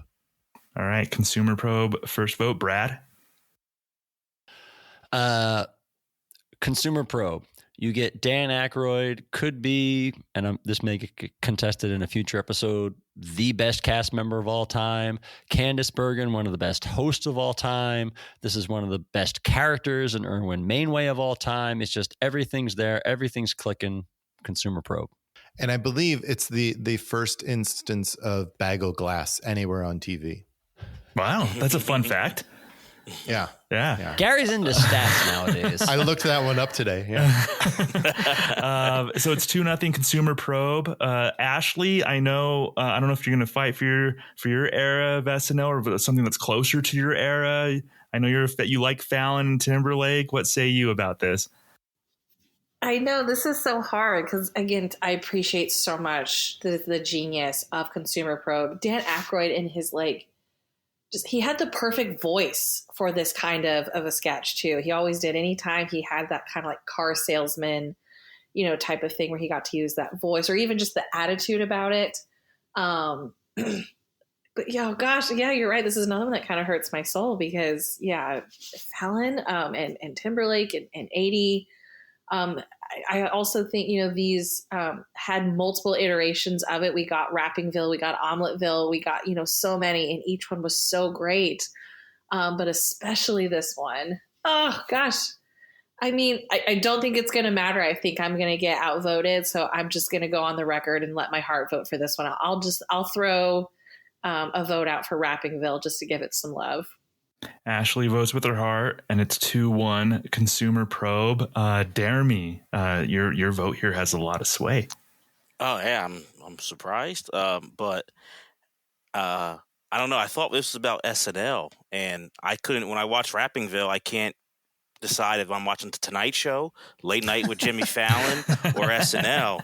So that's why I have to go with Consumer Probe because it to me just feels like this is very talented guys in Timberlake and Fallon, but what they do on the Tonight Show. And I think it wouldn't surprise me if someone saw that and was like, oh, that's the one on the Tonight Show, where Consumer Probe, like everyone was saying, Aykroyd, Candace, just throwing heat in that sketch. So Consumer Probe is my pick. Yeah, I didn't know if I was watching the Beatles on Ed Sullivan, the way the crowd reacted.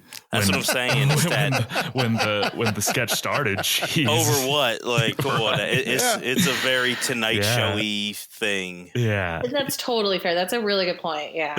Yeah, and I think that's the right choice. The NCAA tournament is known for 12-5 upsets. Not in this case, though. The 5-seed advances Consumer Probe. We're on to the Elite Eight.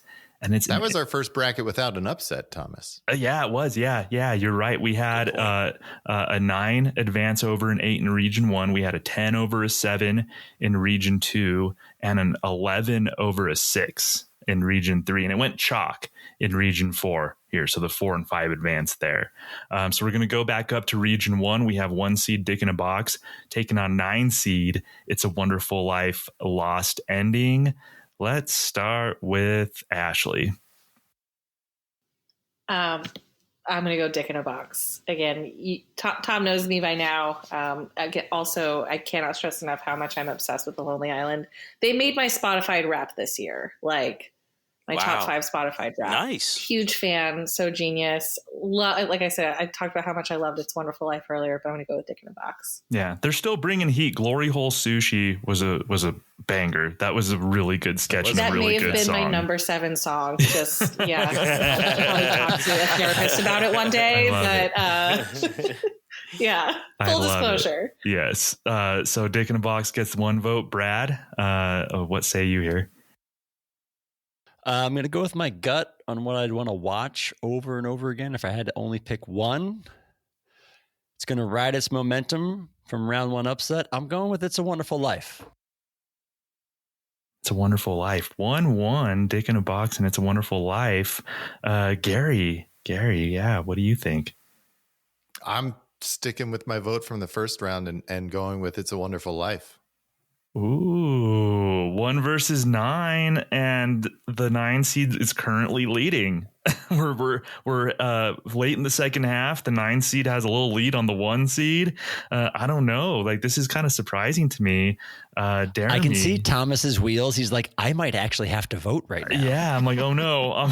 Yeah, and Jeremy's he likes to put me in precarious positions and stuff. Like, I'm waiting on bated breath with him for a long time. He likes to make me uncomfortable. Yeah. So what do you think, Jeremy? Yeah, I gotta be honest. That streak will continue. I'm going to vote for Dick in a Box, because based on cultural impact alone and just what that has continued to do. Dick in a Box is my vote, so it's going to go to you, Thomas. Yeah, I would say, just to jump in here, It's a Wonderful Life, full of SNL cast members and Kevin Meaney. Dick in the Box relying on Justin Timberlake. Hey, you don't speak ill of the great Kristen Wiig and Maya Rudolph and Andy Samberg. Wow. That's, yeah. Shame, Gary, shame. Gary, you used the defense before. It's called Saturday Night Live. Right. As it stands, the selection committee put pre-tapes on the bracket. So we will judge. Did say moments. Yeah. But I'm just saying for the weight of one versus the other. That's how I came to, when they were tied. I agree. Okay. It's a very good point you bring up. Okay. Thank you. Those points are moot because I'm voting for Dick in a Box. So that's advancing. Damn it, Thomas. It wasn't a precarious position, Jeremy. That was just a slam dunk, I think, for me. I'm glad. Yeah. I'm glad. It helped turn with SNL. I know A Lazy Sunday was a year prior, but Dick in a Box carried on that momentum and it really launched this era of SNL. Agreed. So Dick in a Box advances from Region 1. It's in the Final Four as the 1 seed. Region 2, we have A Holiday Wish, the 2 seed, against number 10, Elf Motivation. I'll start with you, Gary. Holiday Wish. Holiday Wish. All right. Yeah. And in a blowout, Gary says. So Holiday Wish, hands down. For me, it was Steve Martin, 2 camera, the crap about the kids. All right. Jeremy, I want to go to you because you didn't have Holiday Wish advancing past round 1, and now it's up against a different competitor. What do you think in this matchup? I'm going with Elf Motivation. I'm going with just an all-time you have 2 all-time hosts going at it in Steve Martin and Alec Baldwin, so much props to them. But I just think the gutsy choice of SNL to do something that wasn't so in pop culture with Glenn Ross. That's a very cult movie, like only to me big movie fans know that, and to take that sketch and to have it permeate in the culture is really hard to do. I'm going with Elf Motivation for that reason. So 1-1 Holiday Wish and Elf Motivation. Ashley, what do you think? You got the third vote here. I feel like we're about to have the vibes that we had when we were talking about Bo and Yang, Jeremy, that one time. I'm going to go with Elf Motivation. Yeah, again, I just personally for me too, I thought I was an Alec Baldwin fan at that point.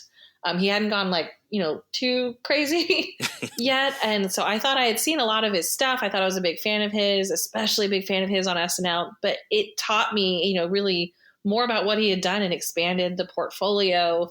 And I think that, speaks volumes for how many people that happened to, that, it took us outside of the sketch and made us dig deeper into that actor's portfolio and understand a little bit more and appreciate the genius of the writing and the reference. And like you said, taking something that was an older movie, it wasn't even something that he had just come out with. And I think that's so brilliant that it stands alone, even for those of us who had not known that movie existed.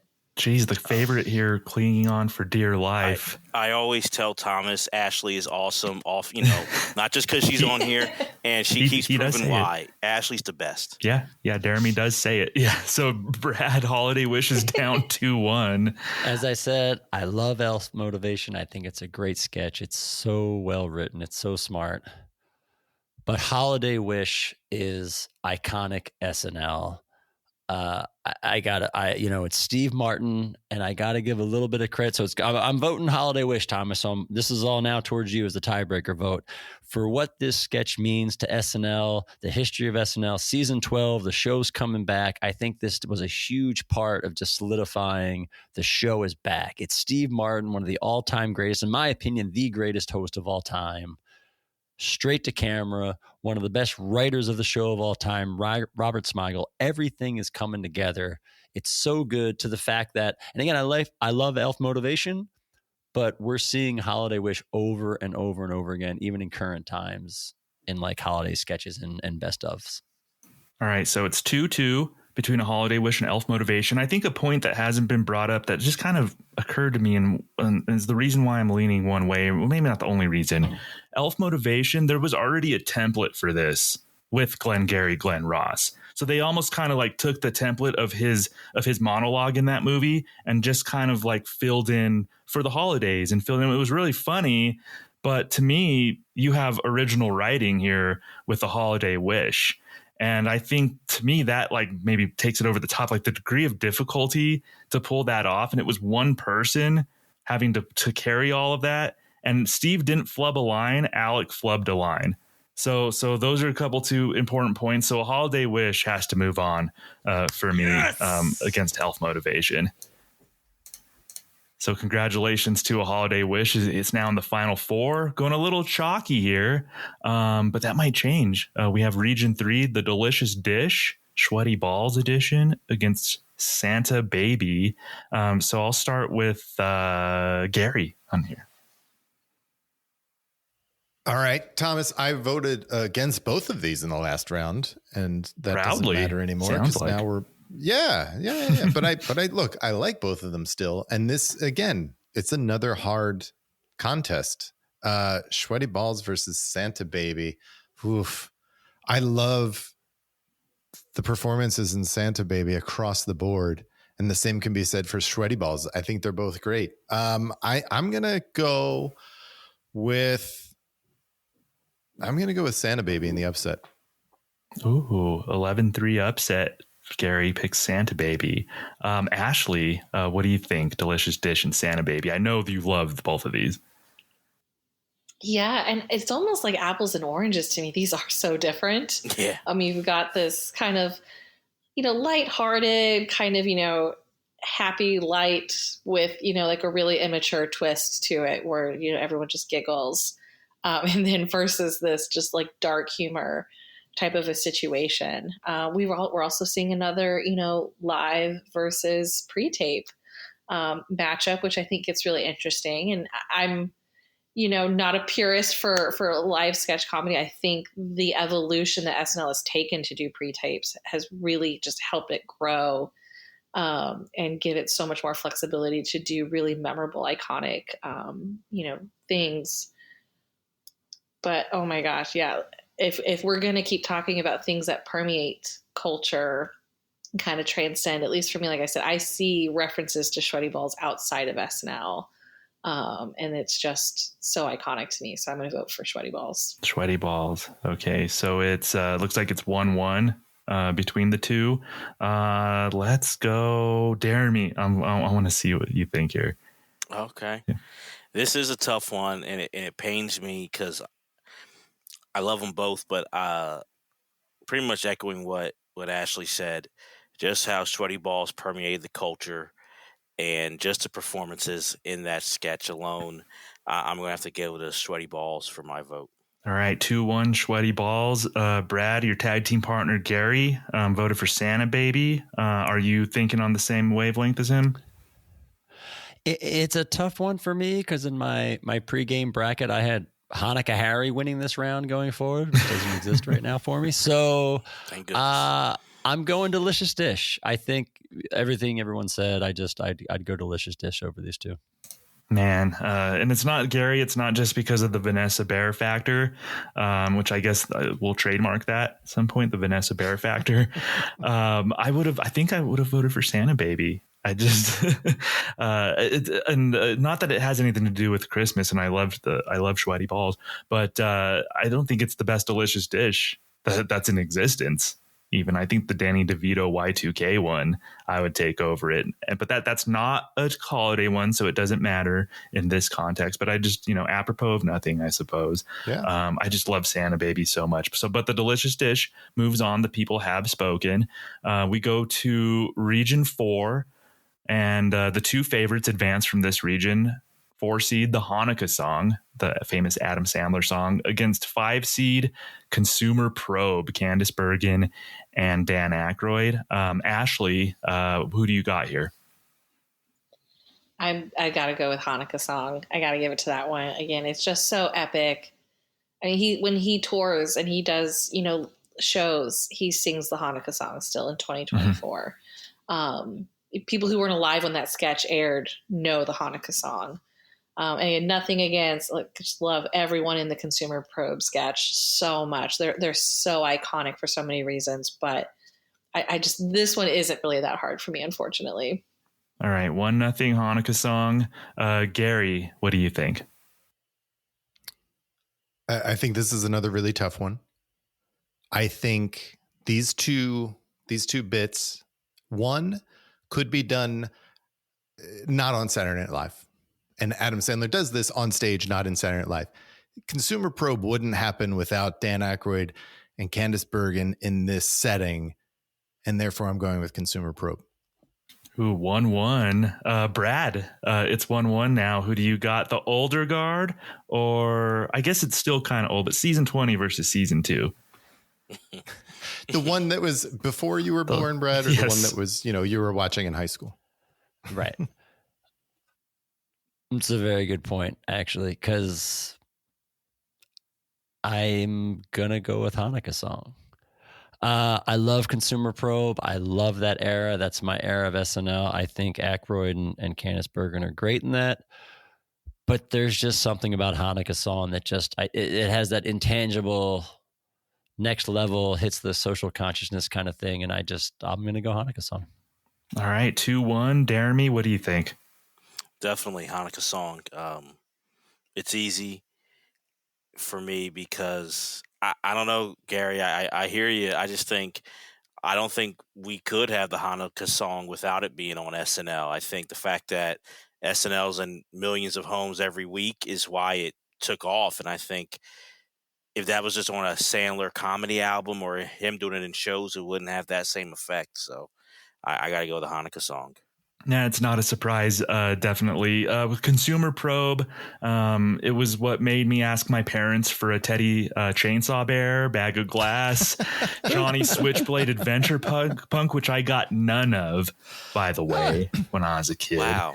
Also, rough childhood, Thomas. Brad and Gary, or any was that Johnny Switchblade doll just a Fonzie? Was that a Fonzie?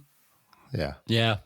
It was just a Fonzie that they put little switchblades in. Oh, okay, yeah, because I noticed the hair and the leather jacket. I'm like, is that a Fonzie doll? So it was. Yes, So Barbie gets a knife once in a while. What's the big deal? All right, so guess what? We have all the top 4 seeds advance. This is a little chalky right now, which makes sense if you look at the matchups and everything. Selection committee did a really good job of seeding this because we have the heavyweights. So we have the top 4 seeds advancing. Final 4 matchup. 1 seed Dick in a Box taking on the number 4 seed, the Hanukkah song. Truly a tough one. Man, oh man. Ashley's really nervous, so I want to start off with you, Ashley, since you look like the most nervous of the 4. God. Like having a visceral reaction over here. Oh my gosh.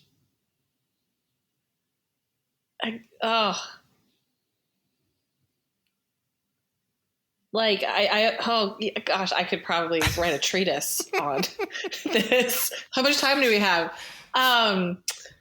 This is hard because I feel like, do we get Dick in a Box without Adam Sandler doing the Hanukkah song? I mean, I think that's, while, so different, the evolution, because Adam Sandler was the first one to come on, to update and do that. That's how we got Jimmy Fallon. And that's, I kind of see, so much inspiration kind of tangentially. Oh my gosh. And I think both of them at their time, brought in like a new generation of viewers, of people who maybe, this is my parents' show, I'm not going to watch this. And then Adam Sandler comes on and he's the young guy that, gets on the guitar and does this really funny bit. And kind of same thing, it's, 2000, like 7, 8. And here come, Sandberg and Timberlake to sing, and all this crowd like, oh, this is hilarious. This is funny. Live versus pre-tape. Oh my gosh, Tom, you're killing me, making me go first. I don't know that I could choose. This is like choosing a favorite child. I feel like that's what this show is. If I'm not mistaken, Brad and Gary. It is. Yeah.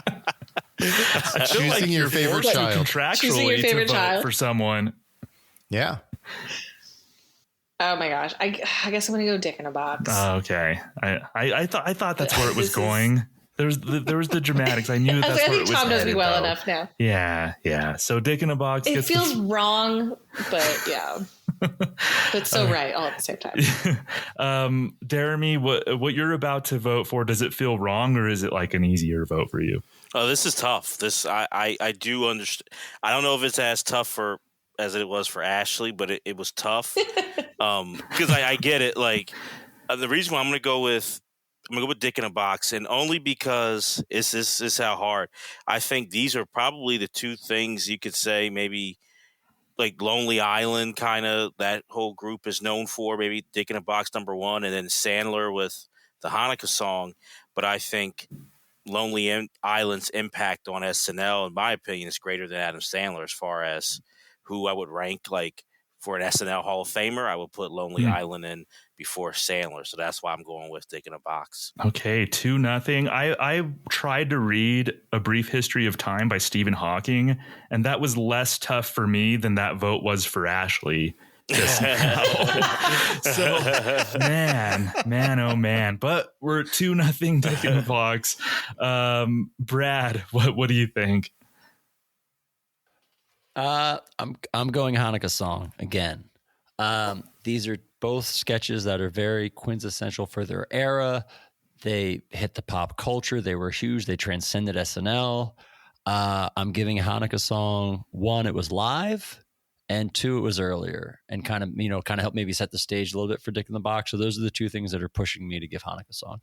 All right, 2-1 here, closely contested. Gary, I am going to go with the Hanukkah song. I think it's great. It totally took on a life of its own outside of SNL. It helped Adam Sandler establish himself outside of SNL. And I disagree with Jeremy. I think he was more impactful in many ways to SNL than the Lonely Island. Maybe not only on camera, but behind the scenes. And the writers definitely took more cues from Adam Sandler moving forward. Damn you guys. I just think the Lonely Island helped bring SNL into the 20. Adam Sandler for the culture I'm going to give, but for just SNL, I hear you though, Gary. It's tough, but I would give the Lonely Island on that one. Okay, so I have a vote here, and I agree with Jeremy. I mean, Lonely Island, we've talked about it like in the past, did help get SNL into the new era, but I think it was because of Lazy Sunday. I mean, Dick in a Box played a huge role, but I think you pinpoint it to Lazy Sunday a year prior. So that point holds probably a little less weight for me. I'm going to go with the Hanukkah song to advance. And there's no wrong answer here. I just think it. But if there was, it would have been Dick in a Box.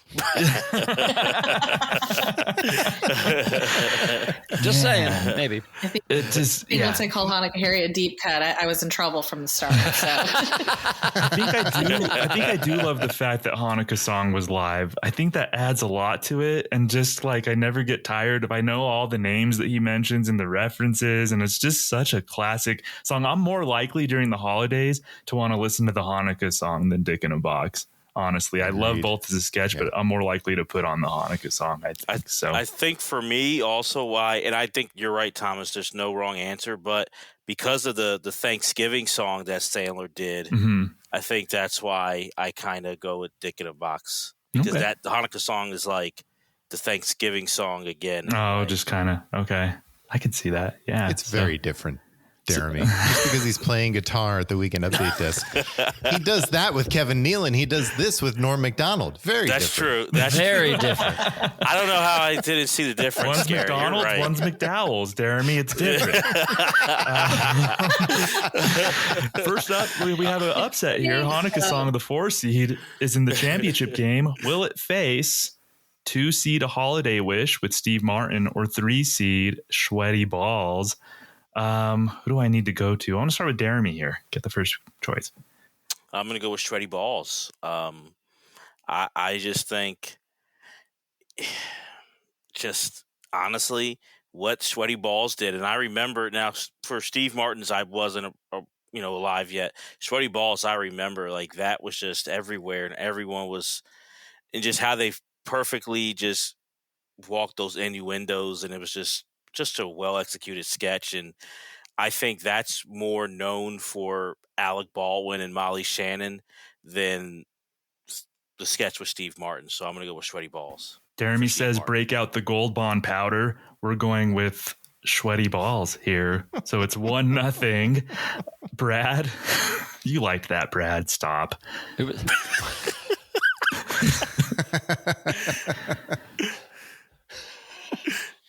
What's your vote?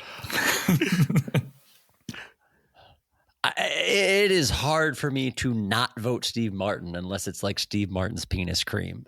Holiday Wish. It's just, again, I think this is quintessential SNL. It's SNL, second golden age SNL, Steve Martin, Robert Smigel. It's just so smart. I don't know. This is one of my all-time favorite bits. Steve Martin's Holiday Wish. All right, 1-1. This is exciting. I'm excited. Gary, you hit the third vote. Holiday Wish, Steve Martin. It's great. Yeah. All right, 2-1. Yeah, I'm not going to repeat myself. Yeah. Yeah, we know. Ashley, Holiday Wish, Sweaty Balls. I mean, Sweaty Balls. Yeah. It pains me. I'm a huge Steve Martin fan. I love that sketch. It's brilliant, but to me, I'm not just doing this to torture you, Tom, even though I'm still reeling from my decision earlier. I hope that's the hardest decision I have to make this week. But that's the hardest decision I've ever seen anybody have to make. Yeah. I've seen Sophie's Choice. Well. Okay.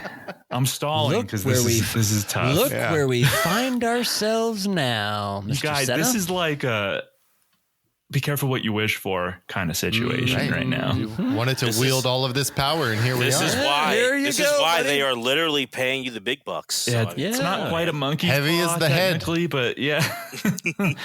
Holiday Wish, delicious dish, Sweaty Balls, Steve Martin. What do I do? I'm gonna give this. Gonna go Sweaty Balls. Good, delicious dish. I think it did have a little bit more of an impact outside of SNL. These are, I think as a holiday, I think when I know SNL replays both of them, so the SNL holds both of them in high regard. But I think in 1998, 99, the Sweaty Balls sketch just took on such a life of its own. Thank you. That I don't know that the Holiday Wish sketch did. And I'm not saying anything bad about that because I advocated. I told Jeremy why he was wrong, why he was too hard on A Holiday Wish. So I'm like a huge fan of A Holiday Wish. Not that huge. All I'm going to say is, even though it couldn't be on here, and Thomas made the right choice. This isn't even the best Steve. When I think of Steve Martin and Robert Schmeigel, I go to 5 years later. Not going to phone it in tonight. I think of that for their duo, their collab quicker than I do Okay, this we sketch. get it. You want to be on the best monologue tournament. We'll get you there. It's fine. We're talking Christmas here. that Or night, holidays. by the way. Just remember, guys. Just think of me. They did phone it in that night, by the way. It wasn't a great episode. So I feel that's like the that best thing. sketch was lying to all of us.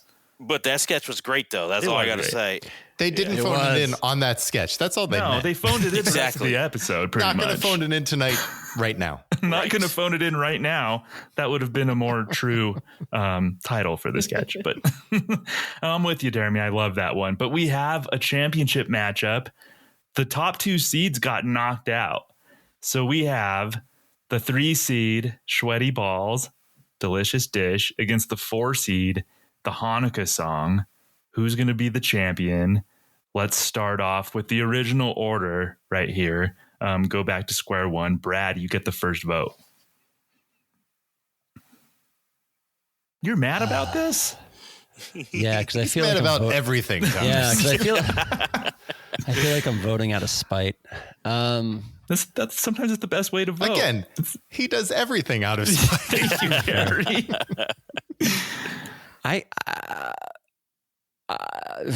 At the start of this, if you would have told me I would be voting for Adam Sandler for my pick of favorite SNL holiday moment, I would have never believed it. But I'm going Hanukkah song. I got song. it. Yeah, Hanukkah song. Hanukkah song. All right. Okay. It's Gary. my era. I don't know. Honestly. All right, Gary. Yeah, you get the second vote here. My kids grew up knowing the Hanukkah song from the time they were little because it transcends SNL. So I'm going to say the Hanukkah song. 2-0 Hanukkah song. Uh-oh. This championship game, I don't know if it's going to be a rout. Let's see what we got. Let's see if Ashley can pull Sweaty Balls out from the gutter. Ashley, what do you think? Oh, I'm pulling them. I'm pulling on the sweaty balls. And trying to stay true to the sketch. That's going to be my vote. To me, that is probably the first sketch I think of when I think of SNL Christmas. All right, Jeremy, you have a lot of power right now. It's 2-1 Hanukkah song over Sweaty Balls. I'm so curious right now what you think. It's going to be 2-2. I'm going Sweaty Balls. Just think that was a better executed Blue. sketch. That's right. It was just better executed sketch, and just how that was crafted was better. Even though I love the Hanukkah song, but that was just pure original and what they were doing there. So I'm going to give it to Sweaty Balls. So it's going to go to you, Thomas. This is exciting. We chip. have like a buzzer For the beater chip. here in the championship game. And Jeremy, I know you would have voted for it anyway, but you take such joy in giving me this decision. Absolutely. Absolutely, man. You're like giddy over there. I really Can't am. even contain yourself. Okay. Hanukkah song, Delicious Dish. I know I voted for Santa Baby ahead of Delicious Dish to move on. But that doesn't mean anything because I'm voting for Sweaty Balls to take the crown here. Delicious Dish. Congratulations, Anna Gasteyer, Molly Shannon, Alec Baldwin. It's just become to me. If you're saying just moments, like holiday moments, maybe the Hanukkah song would get the vote over Sweaty Balls. But this is SNL. That is what we're saying here. Isn't that what This this is was? SNL It's moments, though. SNL holiday But moments. I'm saying just in general, Hanukkah song, but we're talking SNL, and I think Sweaty Preach, Balls is Tom. more. you know of they the- both came out of SNL, what? right? Preach, But people Thomas, know the preach. Hanukkah song from like they stumble on it on a Spotify playlist, or Right. they listen to Sandler's CD, or they see him live. Because he played it on SNL first. Preach, Thomas, preach. You're I saying think it Sweaty right. Balls is a more iconic SNL thing Absolutely. than You are Hanukkah the song. two of you. So I'm Preach. I'm giving it to the Delicious Dish, Sweaty I mean, Balls. Thomas, not to connect it, but I think could you say Sweaty Balls is more essential? Okay, no, enough. We're not doing this. We are It's funny not that you doing say this that, right now. Jeremy. I say smell that. collusion. Absolutely not. So A crossover episode? yeah, we are going to be. I put putting the this over episode- under I on think we 5 can- I before think he we can did that. He's legally doing put it this on number our 1 feed now. I know we can. See what's happening here. Yes. So congratulations to the delicious dish, Sweaty Balls, from season 24, December of 1998. I think well deserving. Ashley brought up a really good point when we broke all these down. None of them broke. And that was such like maybe the key to the sketch is that it wouldn't have worked. It would have just deflated if they broke and kind of called attention to it. You need the stone face that for anything to work. So like it was a high wire act too. Sandler could have screwed up. He could have laughed and everything. But you needed, this is like sketch precision right here with the delicious dish. So yeah. So there's your winner. Brad and Gary, you're happy about this. You like this one. Which part of this? I didn't vote for this once, Thomas. You didn't, did you? I voted against this every time. You're a rat bastard, I've Charlie won my Brown, last. Santa Baby, Hanukkah or the Hanukkah song. Yeah. Well, the people have That's all right. spoken. I'm feeling great. I've won my last 2 March Madness brackets in a row. So I'm going to claim this as a third. Maybe you should have told us that before we started, Ashley. Then we could have just had you fill this out. Yeah. And we could have been done an hour and a half ago. Yeah. Yeah, I could have saved all of us trouble. So- Just let me pick. I got this, guys. Hold my beer. True. That is true. I'm on a I winning think streak. Thomas- Let me do this. Yeah, Thomas, while I personally may not love the outcome, it does make sense when we look at all the data and stuff that came in. This did make it on 4 of our 5 top lists. Like it was up there. It was somebody's number 1 pick. Like it had all the ingredients to pull it off. So I get it. I'm just personally disappointed. Fair enough. Oh yeah, all the signs were there. You're right of this taking the crown. Yeah. Jeremy, were there any just ignore the seeding of the bracket and just think about your expectations going into the tournament just without seeding. Like were there any pleasant surprises or anything? How did this play out for you? This played out right. I think we got it right in the end. I think there's some just how March Madness usually is. Like it may start off like some upsets, but in the end, usually the top dogs prevail. And I feel like we got it right. So no great. I think I like that Santa Baby got a good push. That was really cool because like seedings be damned. I think Santa Baby is a great sketch. But I think we got it right, though. If it was up to me, Vanessa Baird would be holding up that trophy right now. But Okay. And having one shining moment in the background. Exactly. Did this play out like how you thought, Ashley? Yes and no. Yeah, I think the outcome. Obviously, I'm very pleased with it. There were so many challenging, matchups here tonight. Again, none more than I think you almost broke me. With Dick in a Box versus a Hanukkah song. But I really loved and appreciated the diversity from, all of the different generations of SNL. I think that speaks volumes to this show is that there's so many classic sketches from so many different eras. And it just speaks to the talent and the brilliance that this show has been able to maintain over the years. Some of them I'm not surprised about. There were some others that were just heartbreaking to see fall off. But at the end, I think we reached the right result. Yeah, I totally understand. But I had a lot of fun doing this. A lot of fun going back and rewatching these sketches and just kind of comparing and contrasting. So this was awesome. This was so much fun. Brad, Gary, thank you so much. Oh, thank you, Thomas. This was a blast. It's a great way to start the holiday season too. Yeah. To watch all of these old sketches and others that didn't make, the tournament itself just in preparation for this. It was a lot of fun. Yeah, and I'm looking forward to seeing what other matchups we can come up with in the future and other categories we could come up with. So I think we have a lot of great things in store for the listeners. Thank you to all 4 of you for making this first experience such a blast. Jeremy, we're going to do this again. More plugs, my man. Tell the folks what you have going on.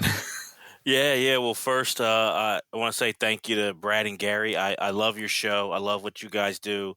honored to be on for the first time. Hopefully I can come back on, but just really appreciate it. Had such a blast. So thank you, I don't guys. know. After we had plans for that, Jeremy, but after tonight, I'm not so sure. I understand. I understand. We staged I understand here. Yeah, that's true.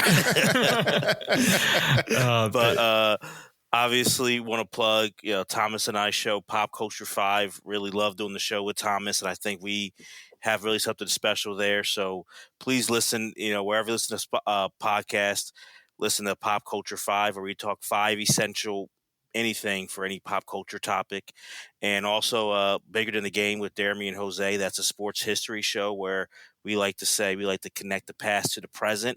Just did an episode on Hoop Dreams. It's been 30 years since that great documentary came out. So wherever you listen to podcasts, check out Bigger Than the Game with Jeremy and Jose as well. Yeah, Ashley, is there anything you'd like to promote? You want to help Taylor Swift bump up those ticket sales a little bit?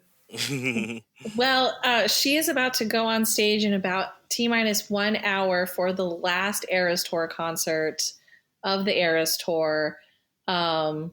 So I'm going to be heartbroken that I don't know what I'm going to do with my life now that the Eras Tour is ending. But just thank you again, Brad and Gary, so much. I like Jeremy as much as I would love to come back. I don't know that I will be asked to come back after my digs you will, at, Ashley, definitely. Hanukkah Harry. You're fine.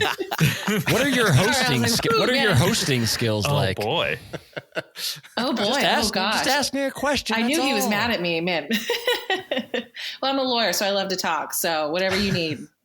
But I had a blast. This was great. Nothing personal to plug, but yeah, go Taylor Swift, go SNL, go Lonely Island. I guess I kept plugging them throughout all of this. Right, yeah, we appreciate you, Ashley. Thank you so much. Brad and Gary, of course, the Not Ready for Primetime Project, the podcast/project is evolving. Some exciting things. What can our listeners expect as we head into 2025? Thomas, just so you know, just so the listeners know, on January 30th, Brad and I have arranged for all the children of the world to join hands and sing in the spirit of harmony and peace. So you got that to look forward to, which is nice. And vengeance against all his enemies. Yeah. Just Brad's enemies, which is me. But first is the crap about the kids, of course. We're gonna keep pushing on with the podcast. Next week we have another special little something for everybody for the holidays, so tune in for that, and we'll keep turning out our normal episodes. And we're excited to get this tournament talk thing going on with you, Thomas. Thank you so much for taking the reins. Heck yeah, guys! It's been such a blast. Honored that you asked me to be a part of this. I'm looking forward to what we have in store as we move along. So a huge thank you to all of you for listening. Be on the lookout for all of the exciting things happening here at the Not Ready for Primetime Project, not least of which is this very show, Bill Swirsky's Tournament Talk.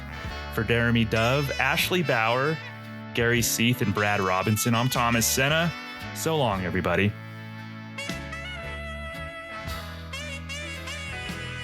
Thanks for listening to the Not Ready for Primetime Project. If you're enjoying what you're hearing, please take a moment to rate and review the project wherever you find us. You can also drop us a line to let us know what you liked or didn't and what else you might like to hear in the future at nr4ptproject@gmail.com. And lastly, you can find us on social media everywhere at nr4ptproject. Thanks again for listening. Have a pleasant tomorrow.